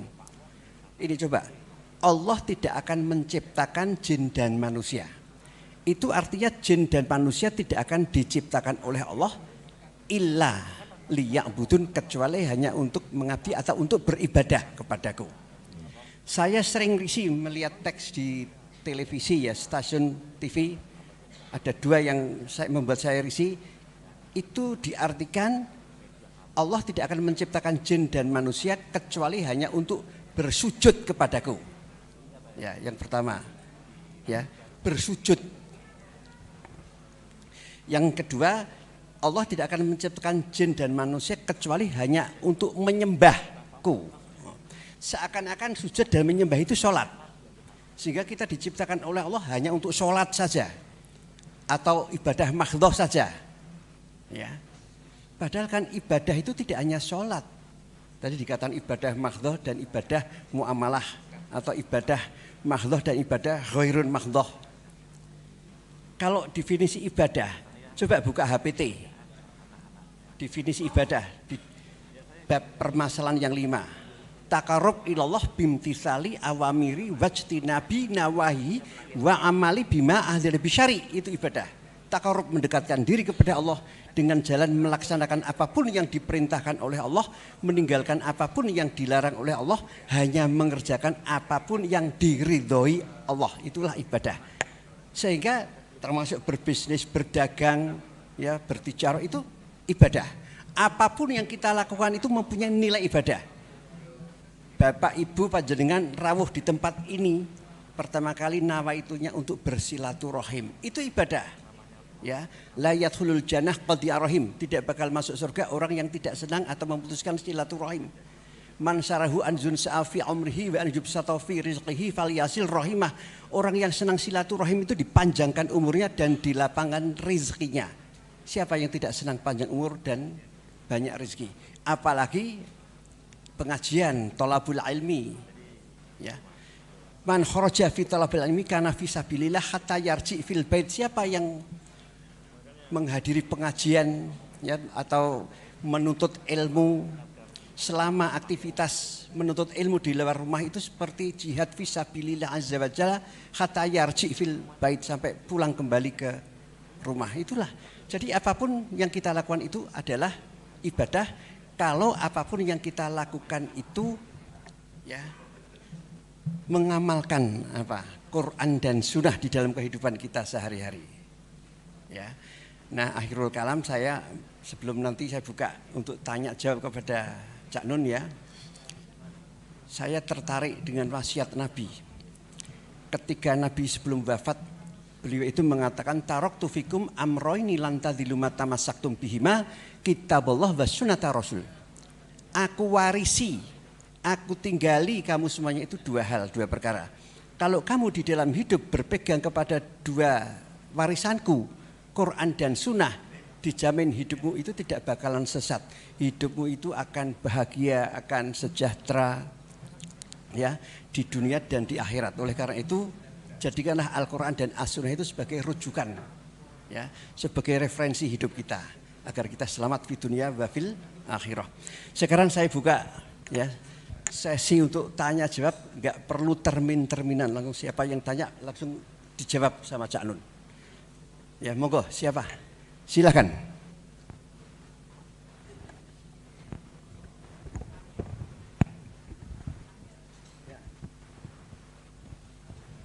Ibu-ibu ada yang mau tanya? Nanti saya tanya terus. Mewakili. Assalamualaikum warahmatullahi wabarakatuh. Terima kasih kepada para pembicara yang sangat luar biasa. Saya ingin bertanya, tadi dalam kita selama ini membangun ekonomi, berkebudayaan dan berkemajuan, sebelumnya saya mau matur, saya separuh ini dari keluarga Mukodas, separuh saya dari keluarga Mbah Muntaha. Dan saya selama ini termasuk public figure juga, publik untuk masalah pemberdayaan perempuan. Jadi selama ini saya membersamai ibu-ibu, para lansia dan pengusaha kecil. Selama ini dalam kita belajar ekonomi, kita harus memakai hukum ekonomi, apalagi di dalam era sekarang ini kita harus mempunyai kecerdasan spiritual, kecerdasan emosional, kecerdasan semua yang pada akhirnya itu mereka berpikir untung dan untung, hati-hati, kemudian bagaimana kita harus bisa menjadikan bisnis kita itu berorientasi kepada profit. Nah, tetapi kenyataannya dalam kehidupan saya bersama keluarga saya itu selalu mendapatkan bahwa dalam membangun ekonomi itu ada yang akli seperti tadi yang disebutkan sama Cak Nun, bahwa semua itu harus bisa diterima oleh akal. Tetapi ayah mbah saya kok menggunakan nakli sama jais yang kadang tidak bisa masuk akal. Kadang juga hak Allah yang nggak bisa saya analisa tetapi saya ikuti, tetapi kok Masya Allah keluarga saya itu termasuk keluarga saudagar yang sederhana, tetapi saya nggak tahu karena hitungan ekonominya tuh nggak masuk Gus, tapi mengalir keuangannya tuh terus menerus yang kadang saya bingung karena dengan teori ekonomi sekarang itu nggak masuk. Mungkin itu saja Gus, terima kasih. Jadi cara menyikapi saya membersamai ibu-ibu dalam perekonomian khususnya banyak sekali karena dari semua organisasi perempuan bagaimana, karena setahu saya ya itu tadi terima kasih sekali dalam forum pembelajaran ekonomi atau kesaudagaran menurut Islam itu ternyata menurut saya itu yang benar banget, tetapi benarnya bagaimana, mohon penjelasan dari Cak Nun mungkin. Terima kasih. Iya. Sebenarnya memang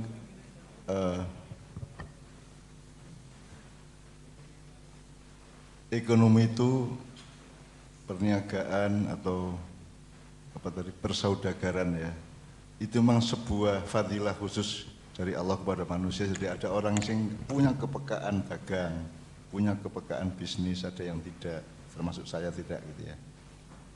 Nah, untuk kasus-kasus yang memang Allah kasih fadilah ekonomi, kasih fadilah untuk pinter jadi saudagar, jadi itu kan Allah sudah kasih pagar zakat. Kalau orang kayak saya ini kan tidak cocok dengan zakat. Saya harus berprinsip lebih ke infak dan sodako daripada zakat. Nah, orang-orang yang memang dikasih fadilah atau bakat khusus untuk berdagang, itu memang kalau bisa dipacu dan belajar kepada yang memang pintar, kepada Cina-Cina, kepada para pakar dan seterusnya gitu ya. Jangan kepada saya gitu. Nah, supaya kita tetap ukhrawiyah, tidak terlalu keduniaan, ya sudah ada batasnya yang namanya zakat. Kemudian perusahaan-perusahaan kan punya yang namanya CSR ya. Itu sebenarnya aspirasi yang dilahirkan oleh zakat tadi. Sebenarnya ya. Corporate social responsibility itu kan sebenarnya kan kesadaran kebersamaan dari perusahaan yang pedomannya sebenarnya adalah zakat gitu ya. Nah, saya sering menyarankan kepada perusahaan CSR-nya itu jangan setelah dapat badi, tapi di set up sejak awal. Jadi ora kue bar entuk pendapatan oke banget njur lagi kue ngelirik kiwa tengenmu. Nek iso sejak awal wis ngajak kiwa tengenmu gitu loh. Jadi zakat prinsipnya tapi tetap di set up dan dibangun secara infak dan sedekah. Karena hidup ini nanti dalam prakteknya memang begitu interrelatif satu sama lain, Mbak ya. Kadang-kadang itu apa hubungannya itu sama takdir, sama qadar, sama min haitsullah yahtasib juga ada. Ada orang yang sudah sekolah ekonomi setengah mati, dagang gagal. Ada orang tidak sekolah, dagang sukses juga bisa. Jadi makanya kita harus menemukan spektrum yang lebih besar dari semua yang kita lakukan. Jadi kita mungkin harus tahu seluruh alam semesta, tapi tetap kita harus punya sawah yang cetok gitu loh, Mbak. Ya. Juga banyak sekali relativitas atau subhat nilai dalam pemahaman hidup. Ya. Misalnya tadi Pak Munifi mengatakan barang siapa memperluas silaturahminya maka Allah akan memanjangkan umurnya dan seterusnya ya. Itu kan bisa disalahgunakan juga, Mbak. Kanjeng Nabi kalah karo aku bab silaturahmi.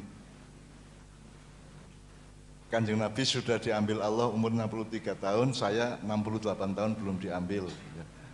Karena saya lebih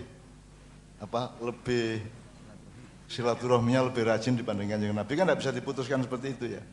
Nah, kita juga itu harus hati-hati terhadap relativitas gitu tuh, Mbak ya. Misalnya pemberdayaan perempuan itu kan juga itu kan sangat subhat, Mbak.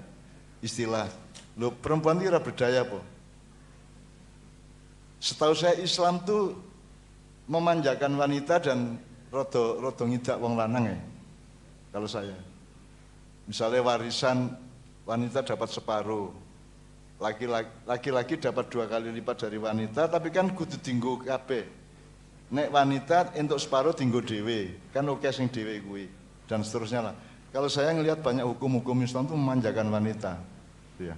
Anggaran KDRT mesti disalahke mesti sing lanang. Karena sing lanang yang disebut kekerasan, tapi sing wedok kejem kaya ngopo ora ono sing belani kan gitu. Gitu kan. Kadang-kadang wedok luwih kejem banget sing lanang, tapi nanti yang jadi kasus ketika laki-laki tidak tahan terus nampar gitu, itu baru jadi kasus gitu ya. Ada banyak sekali, Mak. Hidup ini banyak sekali mengandung muatan-muatan yang kita harus sangat hati-hati. Agak jauh sih, Pak. Misalnya gini. Rasulullah mengatakan rumah yang ada lukisan atau patungnya malaikat tidak mau datang. Kuwi iso dimanipulasi, Mbak. Nek kowe pengen umurmu dawa, omahmu kayak ono patung karo lukisan sehingga malaikat anggar arep runu ki ra sida. Kan bisa aja gitu, Mbak. Jadi tinggal kita husnudzon apa tidak kepada Allah gitu loh. Jadi dagang juga gitu. Nek cara Jawane ya gampang-gampang, angel gampang. Sawang sinawang gitu ya. Makanya kita disuruh Tuhan tidak dengki, tidak iri karena setiap orang mengalami nasibnya masing-masing, tidak ada masalah semuanya. Memang gitu. Makanya pelajaran tertinggi adalah ridho itu, makanya karena sing paling penak iki nek kowe ridho. Apalagi ridho itu tidak rasional, Mas. Nek misalnya sepakat menyetujui kan rasional, menerima itu rasional. Tapi kalau ridho itu tidak rasional, itu lebih tinggi dari rasionalitas. Jadi ridho pokoknya aku ridho titik, wis ngono tok. Tak suntik ridho, wis ngono wae. Jadi itu sangat ruhiyah atau rohaniyah kalau ridho itu. Tapi kalau sepakat, setuju, seneng, rasa seneng itu kan ada rasionalitasnya. Kalau ridho itu sudah sampai ke tingkat yang sangat mendalam atau mendasar gitu. Jadi halangan untuk umat Islam selama ini dalam soal begitu kan karena kita ikut mindsetnya Barat, Mbak. Kalau saya ambil dari saya, karena kita ikut mindsetnya sekularisme Renaissance itu. Secara mendasar Renaissance kan disebut masa pencerahan. Itu kan sejarah ketika kekuasaan kerajaan-kerajaan di Eropa diambil alih oleh para pedagang, akhirnya yang ditegakkan adalah kapitalisme. Akhirnya yang menjadi pedoman hidup adalah kapital. Yang menjadi pedoman hidup adalah produk dari kapital, misalnya hedonisme, materialisme, terus kemewahan teknologi dan seterusnya, itu kan jadi pedoman orang sukses apa tidak kan gitu. Padahal kalau dalam Islam mindsetnya kan manfaat apa tidak. Nah asas manfaat ini sekarang akan mau tidak mau akan menjadi mindset global pada suatu hari dalam waktu yang tidak terlalu lama lagi. Karena yang satu-satunya yang memberi asas manfaat itu hanya Islam. Jadi kan ora kue sugih sepiro, ora kue nduwe mobil piro, tapi nomor siji ki manfaat apa ora. Nah, jadi yang kita hitung ada level-level atau kualitas-kualitas manfaat itu gitu. Nah, kalau kita pedoman dari situ agak lebih mudah, Mbak. Yang penting kita manfaat itu loh. Jadi ora kudu sugih banget gitu. Ora kudu piye-piye banget, ora kudu sukses banget. Yang penting manfaatnya. Kan banyak orang yang kaya tidak bermanfaat, banyak orang punya jabatan tinggi tidak bermanfaat, banyak orang yang berkuasa tidak bermanfaat. Islam memberi mindset manfaat, tingkat manfaat. Yang manfaat itu kalau bisa sih diaplikasikan nek coro Jawa ini dijawantahkan, dijawantahke gitu ya. Itu agak lebih hidup dibanding diaplikasikan atau diterapkan gitu. Dijawantah tenan ngiwa tengen gitu loh. Itu kira-kira saya tidak tahu persis yang diarah dari pertanyaannya Pak Murni, tapi intinya adalah saya kira begitu luasnya. Makanya kalau menurut saya memang kita ini kan tidak punya rumusan sebagai umat Islam dunia. Saiki kowe ndelok Timur Tengah kan ya mung arep dadi Eropa to, Mas. Ya melu wong barat to, melu. Iya melu akan dadi second Eropa, second Europe. Ya. Jadi mereka pikir sukses itu kayak gitu. Makanya gedungnya tertinggi di Abu Dhabi, saingan sama Malaysia segala macam gitu kan. Nah, kita juga susahnya kita tidak punya pedoman. Sehingga ketika kita dikasih pedoman oleh Barat kita ikut. Karena kita tidak menghormati orang tua kita tidak menghormati leluhur kita tidak menghormati sejarah kita gitu ya. Kita tidak mempelajari kok Mojopahit kok nggak ada keratonnya itu gimana ceritanya, itu nggak belajar kita kok nggak bisa jawab kok. Keraton Demak kok rano kok saiki. Keraton Mojopahit itu yang ada itu kan Balairungnya tuh Mas di Trowulan tuh. Yang keratonnya yang mana itu nggak bisa jawab kita. Menjawabnya kan tidak harus dengan membuktikan ada gedung apa tidak. Menjawabnya dengan bisa menjelaskan kenapa keputusannya berbeda dengan keputusan negara-negara kerajaan-kerajaan barat. Nek jare wong desa kan saampuh-ampuhe wong ning donya kaya iki lak kabeh ming ilmu katon. Gitu ya. Nah, sekarang kan pedoman utama di dunia kan ilmu katon kuwi. Yang dulu kita remehkan sejak kecil, alah ming ilmu katon apa lah kuwi. Arep duwe ngene, arep duwe ngono kuwi ilmu katon. Maka kita kemudian karena kita tidak mau memakai yang dikasih oleh orang-orang tua kita dulu, maka akhirnya kita sekarang ikut Barat dan kita merasa minder kalau tidak seperti Barat. Akhirnya Timur Tengah juga ingin menjadi Eropa kan gitu. Apalagi kita ini kan sangat rendah kesadaran sejarahnya. Misalnya saya kasih contoh, Borobudur itu dibangun menurut saya berdasarkan pengetahuan orang-orang tua yang waskita zaman itu bahwa Pulau Jawa dan Republik Indonesia atau Nusantara adalah pusat kemakmuran dunia. Itu takdir dari Allah. Maka di Borobudur itu dibangun di atas candi itu ada bangunan kayak namanya catra, itu kayak antena untuk menyerap rezeki dari alam semesta dan langit. Ya. Terus zaman itu orang mengelilingi kalau sowan ke Borobudur itu kelilingnya ke arah jarum jam. Jadi ke arah kanan karena ini namanya pradaksina. Karena secara fisika kalau kita berputar ke kanan itu kita menyerap. Tapi kalau kita berputar ke kiri kita melepaskan. Jadi Allah menurunkan rezekinya ke dunia ini melalui Nusantara dengan pusat Borobudur dan Pulau Jawa itu. Ya, dan itu disadari oleh yang bikin Borobudur zaman dulu. Tapi kemudian kita bikin Indonesia Merdeka ini kan tidak sama sekali tidak belajar kepada mbah-mbah kita. Aku ramu dengan Bung Karno, Bung Hatta rapat opo mbiyen ning Amsterdam ki. Kok moro-moro gawe NKRI ki rapat opo. Jadi itu saya agak bingung juga melihat negara ini karena kok kamu bikin NKRI itu wong yang jajah kamu aja kerajaan sampai sekarang kok. Masih kerajaan Belanda, Inggris, Spanyol, Jerman aja kerajaan loh Mbak sampai sekarang. Kok kita tuh republik ijen ini bagusi ra karu-karuan. Malaysia aja masih kerajaan dan republik ya, masih kerajaan ya. Jadi sistem pemerintahannya, sistem politiknya berbeda. Sekarang kita lebih ngawur, kita tidak punya MPR, ada MPR-an gitu ya. Kita tidak punya majelis tinggi, kita tidak punya pengambil keputusan. Kalau di Malaysia kan MPR-nya adalah raja-raja bergilir, kemudian eksekutifnya Perdana Menteri ke bawah yang dipilih. Meskipun dipilih rakyat, tapi kan mereka posisinya ada di bawah MPR-nya, kerajaan-kerajaan. Kita kan tidak punya. Sekarang kalau kita mau rekrut kerajaan Nusantara ada 163 jumlahnya, itu juga sudah degradasi, mereka udah nggak sadar juga, udah nggak paham juga gitu. Jadi sudah terlanjur kita hancurkan selama 70 tahun ini, kita hancurkan yang namanya masa silam kita itu. Nah, kembali ke Borobudur, Catra itu dikelilingi oleh orang Hindu Buddha begitu ke arah Jarumjang untuk menyerap. Karena dulu Indonesia menjadi negara maritim itu juga karena rahmat Allah, menurut yang saya dapatkan itu ya. Jadi Allah memang nyuruh para malaikat turun sini untuk menuangkan air sebanyak-banyaknya sehingga 2/3 tanah air kita itu maritim, Pak, laut. Dan sampai hari ini kita belum punya kabinet maritim. Sampai hari ini kita masih kabinet darat dan cara berpikir kita masih cara berpikir darat, belum cara berpikir lautan. Padahal lautan itu kan paling sehat, paling kaya, paling segala macam, dan kita tidak punya kabinet itu.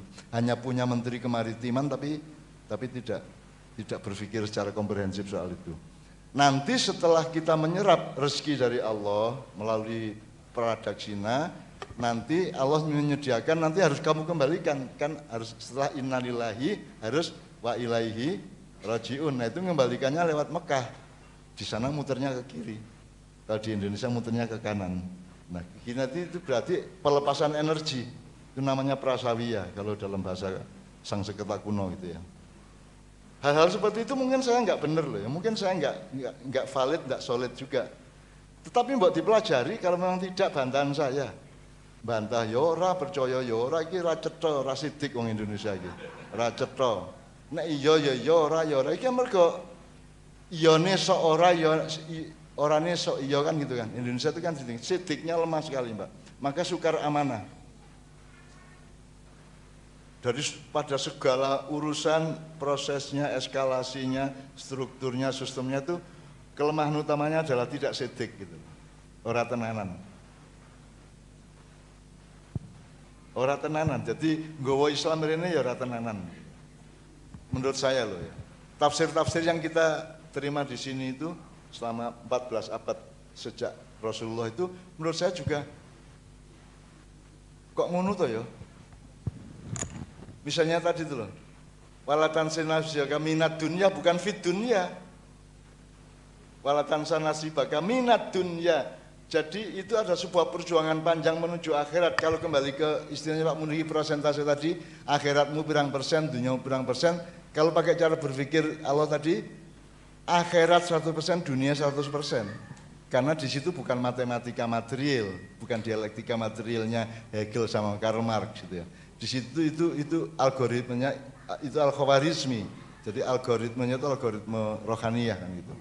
Itu jadi bukan 80 semua itu dunia, semua itu akhirat. Begitu mindsetnya. Karena saya contohkan tadi loh. Saiki kamu nempeleng orang di pinggir jalan tuh ya urusan dunia ya urusan akhirat sekaligus. Jadi dunia akhirat itu sebuah sekaligus, sebuah kesatuan. Two in one. Jadi dunia ini hanya awal dari akhirat. Meskipun kadang-kadang kita dibingungkan oleh dunia dan akhirat. Ada istilah Rabbana atina fid dunya hasanah wa fil akhirati. Seolah-olah dunia akhirat itu berbeda. Siapa yang mengatakan di kalimat itu bahwa dunia itu sekarang kalau akhirat itu besok? Itu kan kalau kita memahami waktu secara linear. Kalau waktu ternyata tidak linear gimana? Kalau waktu ternyata siklikal gimana? Makanya kita tuh harus belajar banyak. Harus belajar metafisika, harus belajar biologi, metabiologi dan seterusnya gitu. Supaya kita tidak mudah dan terlalu gampang dihapusi oleh kebodohan kita sendiri. Sekarang ngurusi alif lam mim aja enggak bisa kita kok. Alif Lam Mim artinya apa, Mas? Baca semua terjemahan Quran di handphone Anda. Kalimatnya gimana ya? Hanya Allah yang. Sekarang rasional enggak? Allah ngasih kata kepada manusia yang manusia pasti enggak bisa paham. Padahal Allah mengatakan Rabbana ma khalaqta hadza batila. Kita suruh ngomong, ya Allah, tidaklah sia-sia Engau memberikan semua ini, untuk menciptakan semua ini. Lah kok saiki dikai alif lam mim sing kowe ora mudeng. Jadi pasti itu ada manfaatnya alif lam mim itu. Cuman tingkatnya tidak tingkat kognitif dari Allah, tapi tingkat tafsir dan ijtihad dari kita. Jadi kita boleh alif lam mim, misalnya alif itu orang sholat berdiri, lam itu rukuk, mim itu sujud, bisa aja. Orang Madura mengatakan berani-berani sama saya tak alif lam mim sampean. Maksudnya mbok piye, pokoknya alif lam mim itu sebuah keyakinan dan jurus kalau dia marah itu akan luar biasa gitu. Boleh itu. Yang tidak boleh adalah menganggap bahwa tafsirmu itu sama dengan kehendak Allah. Kan gitu. Kan kalau itu tafsir saya kok. Itu sama dengan sampean tawaf bikin Ka'bah kecil-kecilan di belakang rumah ya boleh. Sampean keliling-keliling dhewe.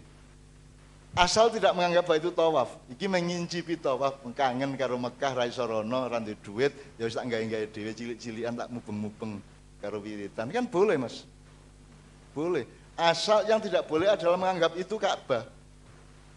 Kalau itu iki mengaku kangen no.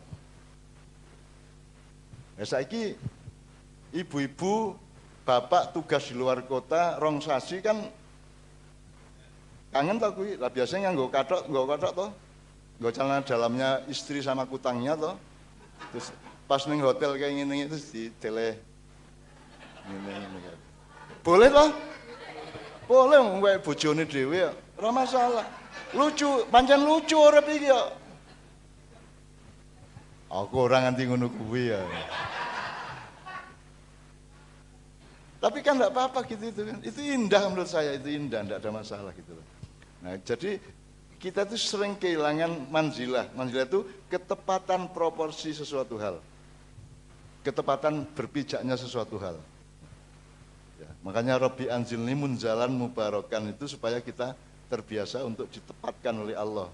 Makanya kalau saya bilang presidennya belum tepat jangan marah. Karena memang kita sering tidak berlatih untuk tepat satu sama lain gitu loh. Tuh. Ya. Jadi gitu ya Bu ya, saya mohon maaf kalau saya agak menyeret-nyeret ke yang dibilang Pak Muniki tadi. Itu juga kadang-kadang medeni loh Pak Muniki. Bisa ditafsirkan medeni sing ora-ora alif lam mim iki. Bingung kok alif lam mim piye? Sekarang gini aja, yang nasnya pasti. Sampean kalau lihat FPI apa 212 bilang Allahu Akbar, aktingnya gimana? Misalnya demo 212 di Jakarta, pas Allahu Akbar itu tangannya gimana? Gini. Sing murui sapa iku? Siapa yang ngajarin kamu Allahu Akbar gini itu siapa? Allah ngajarinya gimana? Allahu Akbar.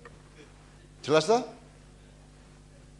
Jadi Allahu Akbar itu kesadaran terdalam yang sifatnya internal dan rohaniah. Karena kita bersedekap beset. Bukan Allahu Akbar. Saya tidak mengatakan bahwa itu haramnya, enggak. Ini kan cedok yang bikin gerakan sholat kan Allah, bukan Nabi Muhammad loh Mbak, Bu. Emang Nabi Muhammad boleh bikin gerakan, punya hak untuk bikin gerakan sholat? Enggak punya hak, yang punya hak Allah. Masa enggak ngerti dasar-dasar ekonomi? Yang punya hak itu yang punya saham, gitu enggak Bu? Kalau Anda tanam saham mayoritas berarti Anda paling berhak menentukan langkah-langkah perusahaan kan gitu. Demikian juga kehidupan ini. Rasulullah kan enggak punya saham apa-apa, yang punya saham hanya Allah, gitu kan? Maka Allah yang sing nyuruh sampean sholat 5 waktu, sholatnya Allahu Akbar, wudunya itu, wudunya ya lucu toh Mbak, kue ngentut njur wudu, wong sing ngentut silite kok sing diusapi raine, ya, itu ya kita, itu Mbak. Loh, ini kalau Anda mau fatonah, mau berpikir cerdas, semua itu indah dan lucu gitu, nggak dipikir-pikir lucu. Lah ya wong sing ngentut silite kok sing diusapi raine kan gitu kan. Ternyata sangat rasional. Sebab nek kowe ngentut sing isin silitmu apa raimu. Kan gitu kan, ya Pak. Sangat rasional toh. Nek kowe di tengah-tengah forum koyo ngene ana tut ngono kuwi sing kok tutupi silitmu apa raimu. Mesti kan jenenge ngene. Ora mungkin bareng ngentut nutupi silite kan ora mungkin. Kan rasional ternyata. Jadi wudu itu sangat rasional gitu kan. Jadi aku ndelok ngono-ngono iku seneng banget loh Mbak. Jar Gusti Allah itu indah banget loh. Iso-isone gitu ya. Di Quran ada yang walaibun tadi apa? Ora, ada tadi ayat yang saya kasih itu ada perdagangan dan permainan. Ora, iya, tapi ayatnya bukan itu.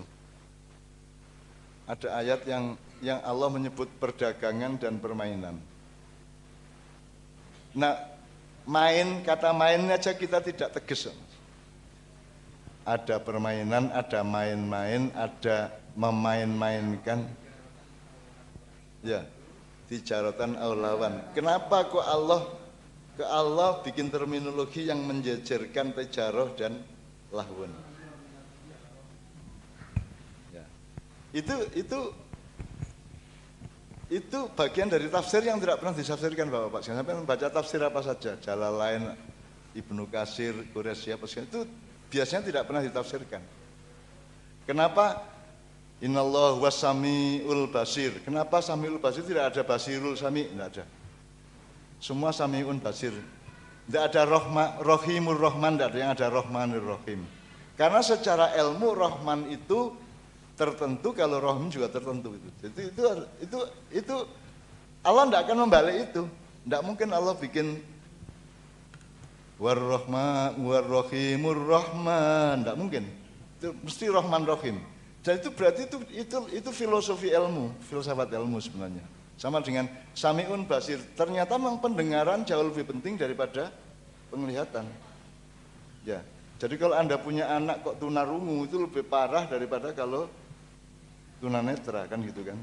Jadi mungkin salah satu artinya itu wallahu alam ya. Tapi Allah selalu mendulukan sami baru basir.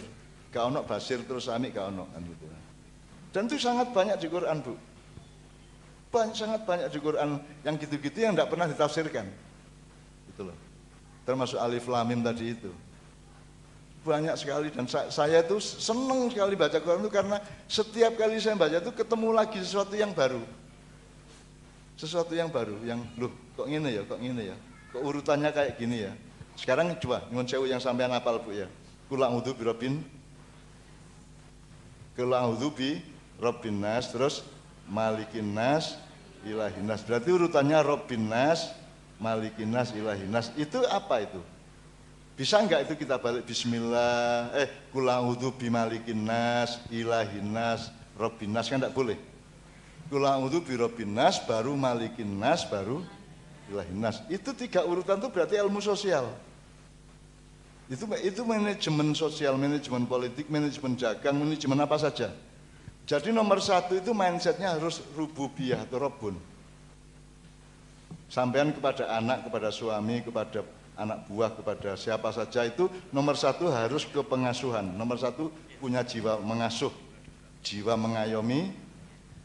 Nanti kalau ada masalah sedikit baru boleh sedikit keluarkan bahwa sampean berkuasa. Baru malikin nas, kan gitu kan. Kalau masih ada problem lagi baru ilahin nas, duduki kekuatanmu. Ilah itu kan yang maha disembah. Artinya dia sangat kuat sehingga dia disembah. Jadi jangan dibalik. Jangan bikin manajemen ilahin nas dulu baru malikin nas, terus Rabbin nas enggak. Rabbin nas ini mindset semua manajemen. Semua. Apa saja. Sepak bola kayak apa kayak. Bahkan saya tidak sukar untuk pakai Al-Fatihah menjadi acuan untuk melatih sepak bola. Saya sangat dekat sama sepak bola loh Mas. Gitu ya. Loh, semua urusan Anda pikir sepak bola itu tidak butuh sabar, tidak butuh iman, tidak butuh toleransi, tasamuh, tidak butuh kasih sayang, Semua yang Anda kenal dari agama dibutuhkan ketika main sepak bola. Kita butuh semua itu. Dagang juga gitu. Dagang itu ya Anda harus sayang sama pembeli, ya, mejanya harus bersih, meladennya harus sopan, dan itu kan semua nilai agama. Jadi siapa bilang bahwa agama sama ekonomi itu sesuatu yang berbeda? Ekonomi sangat membutuhkan agama. Dan agama harus diterapkan melalui antara lain ekonomi kan gitu. Nah, saiki bebujuan nganggo Al-Fatihah, Mbak. Nyun sewu iki ya gak enak gitu. Tapi malam pertama itu kan suaminya kan pakai Al-Fatihah. Bismillahirrahmanirrahim. Dia menyatakan cinta, dia sangat cinta, sangat sayang kepada istri. Terus saya segala puji bagi Allah yang telah memberikan saya istri, alhamdulillahirabbil alamin. Itu maknanya kalau subjektif gitu. Saya bersyukur kepada Allah yang telah memberikan saya istri ini. Ya, terus dibaleni Ar-Rahmanir-Rahim. Ya. Ya, saya penuh kasih sayang kepada istri saya ini. Terus baru apa? Maliki Yaumiddin. Ya. Ya. Maliki Yaumiddin. Saya saya bersama-sama dia punya kekuasaan dan seterusnya. Terus iya kan hanya sama kamu loh Dek saya tidur ini. Iya kan anak butuh. Enggak mungkin saya sama yang lain-lain. Cuman sama kamu iya kan anak butuh, iya kan nasta'in ini. Makanya ayo toh ihdinas siratal mustaqim sudah mustaqim pol iki kan itu. Dan yang saya cari dengan mustaqim saya itu adalah siratal ladzina an'amta 'alaihim. Jalan yang penuh kenikmatan ini, tidak boleh yang lainnya. Bisa enggak? Apa saya kurang ajar? Apa saya membelok-belokkan Al-Quran untuk sesuatu yang saru? Saya tanya, apakah pernikahan Anda itu suci apa tidak? Suci kan? Sebagaimana Al-Fatihah kan suci. Dan itu kan kebenaran, yang kemuliaan, bahkan itu cinta yang luar biasa toh. Kenapa tidak boleh saya Al-Fatihah? Wong Al-Fatihah menggiring kita untuk waladolin tuh endingnya. Endingnya kan waladolin gitu kan. Nun. Waktu lintai. Gini ya. Oke, waktunya habis Mbak ya. Ya. Ini saya Ini, sampai ke Al-Fatihah bentar. ini senang banget ya. Sebelum ditutup ini ada yang menulis di chat ya. Saya bacakan. Apa yang disampaikan Cak Nun sangat bagus. Saya berharap Cak Nun Kerso masuk di struktur pimpinan Pusat Muhammadiyah untuk bersama merealisasikan pemikirannya langsung di Muhammadiyah. Monggo direspon. Ini saya kira itu bukan hanya baik dia ini usulan ini lahir dari kemuliaan, dari kemurahan dan simpati, dan saya pasti menerimanya dengan baik, tetapi mari kita cari manzilah yang tepat. Kita cari yang tepat gitu ya.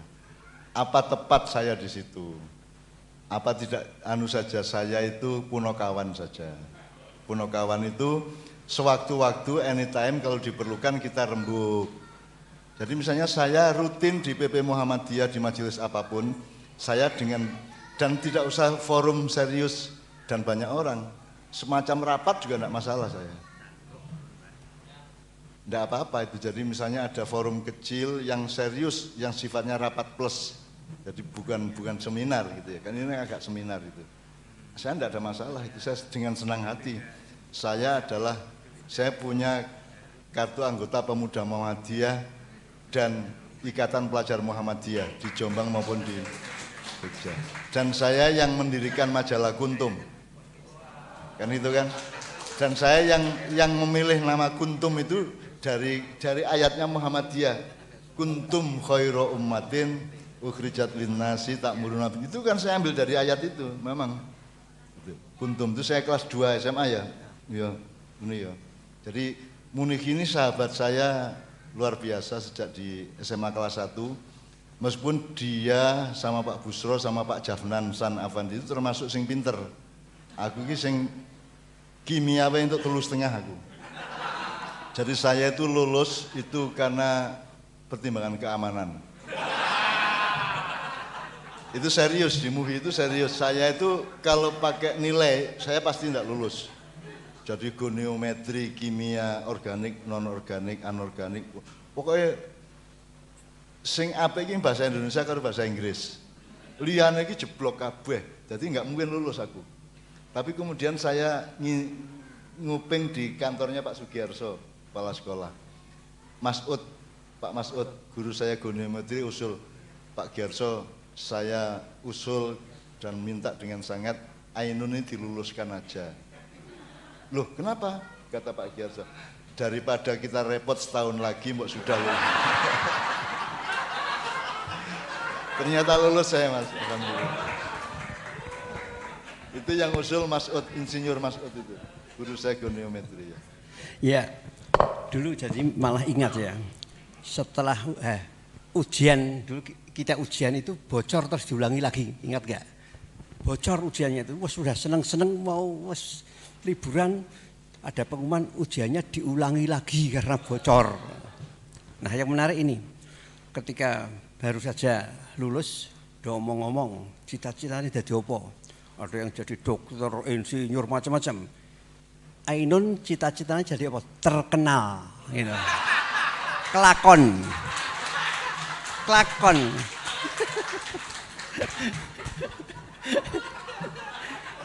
Paling terkenal di antara teman-teman semuanya.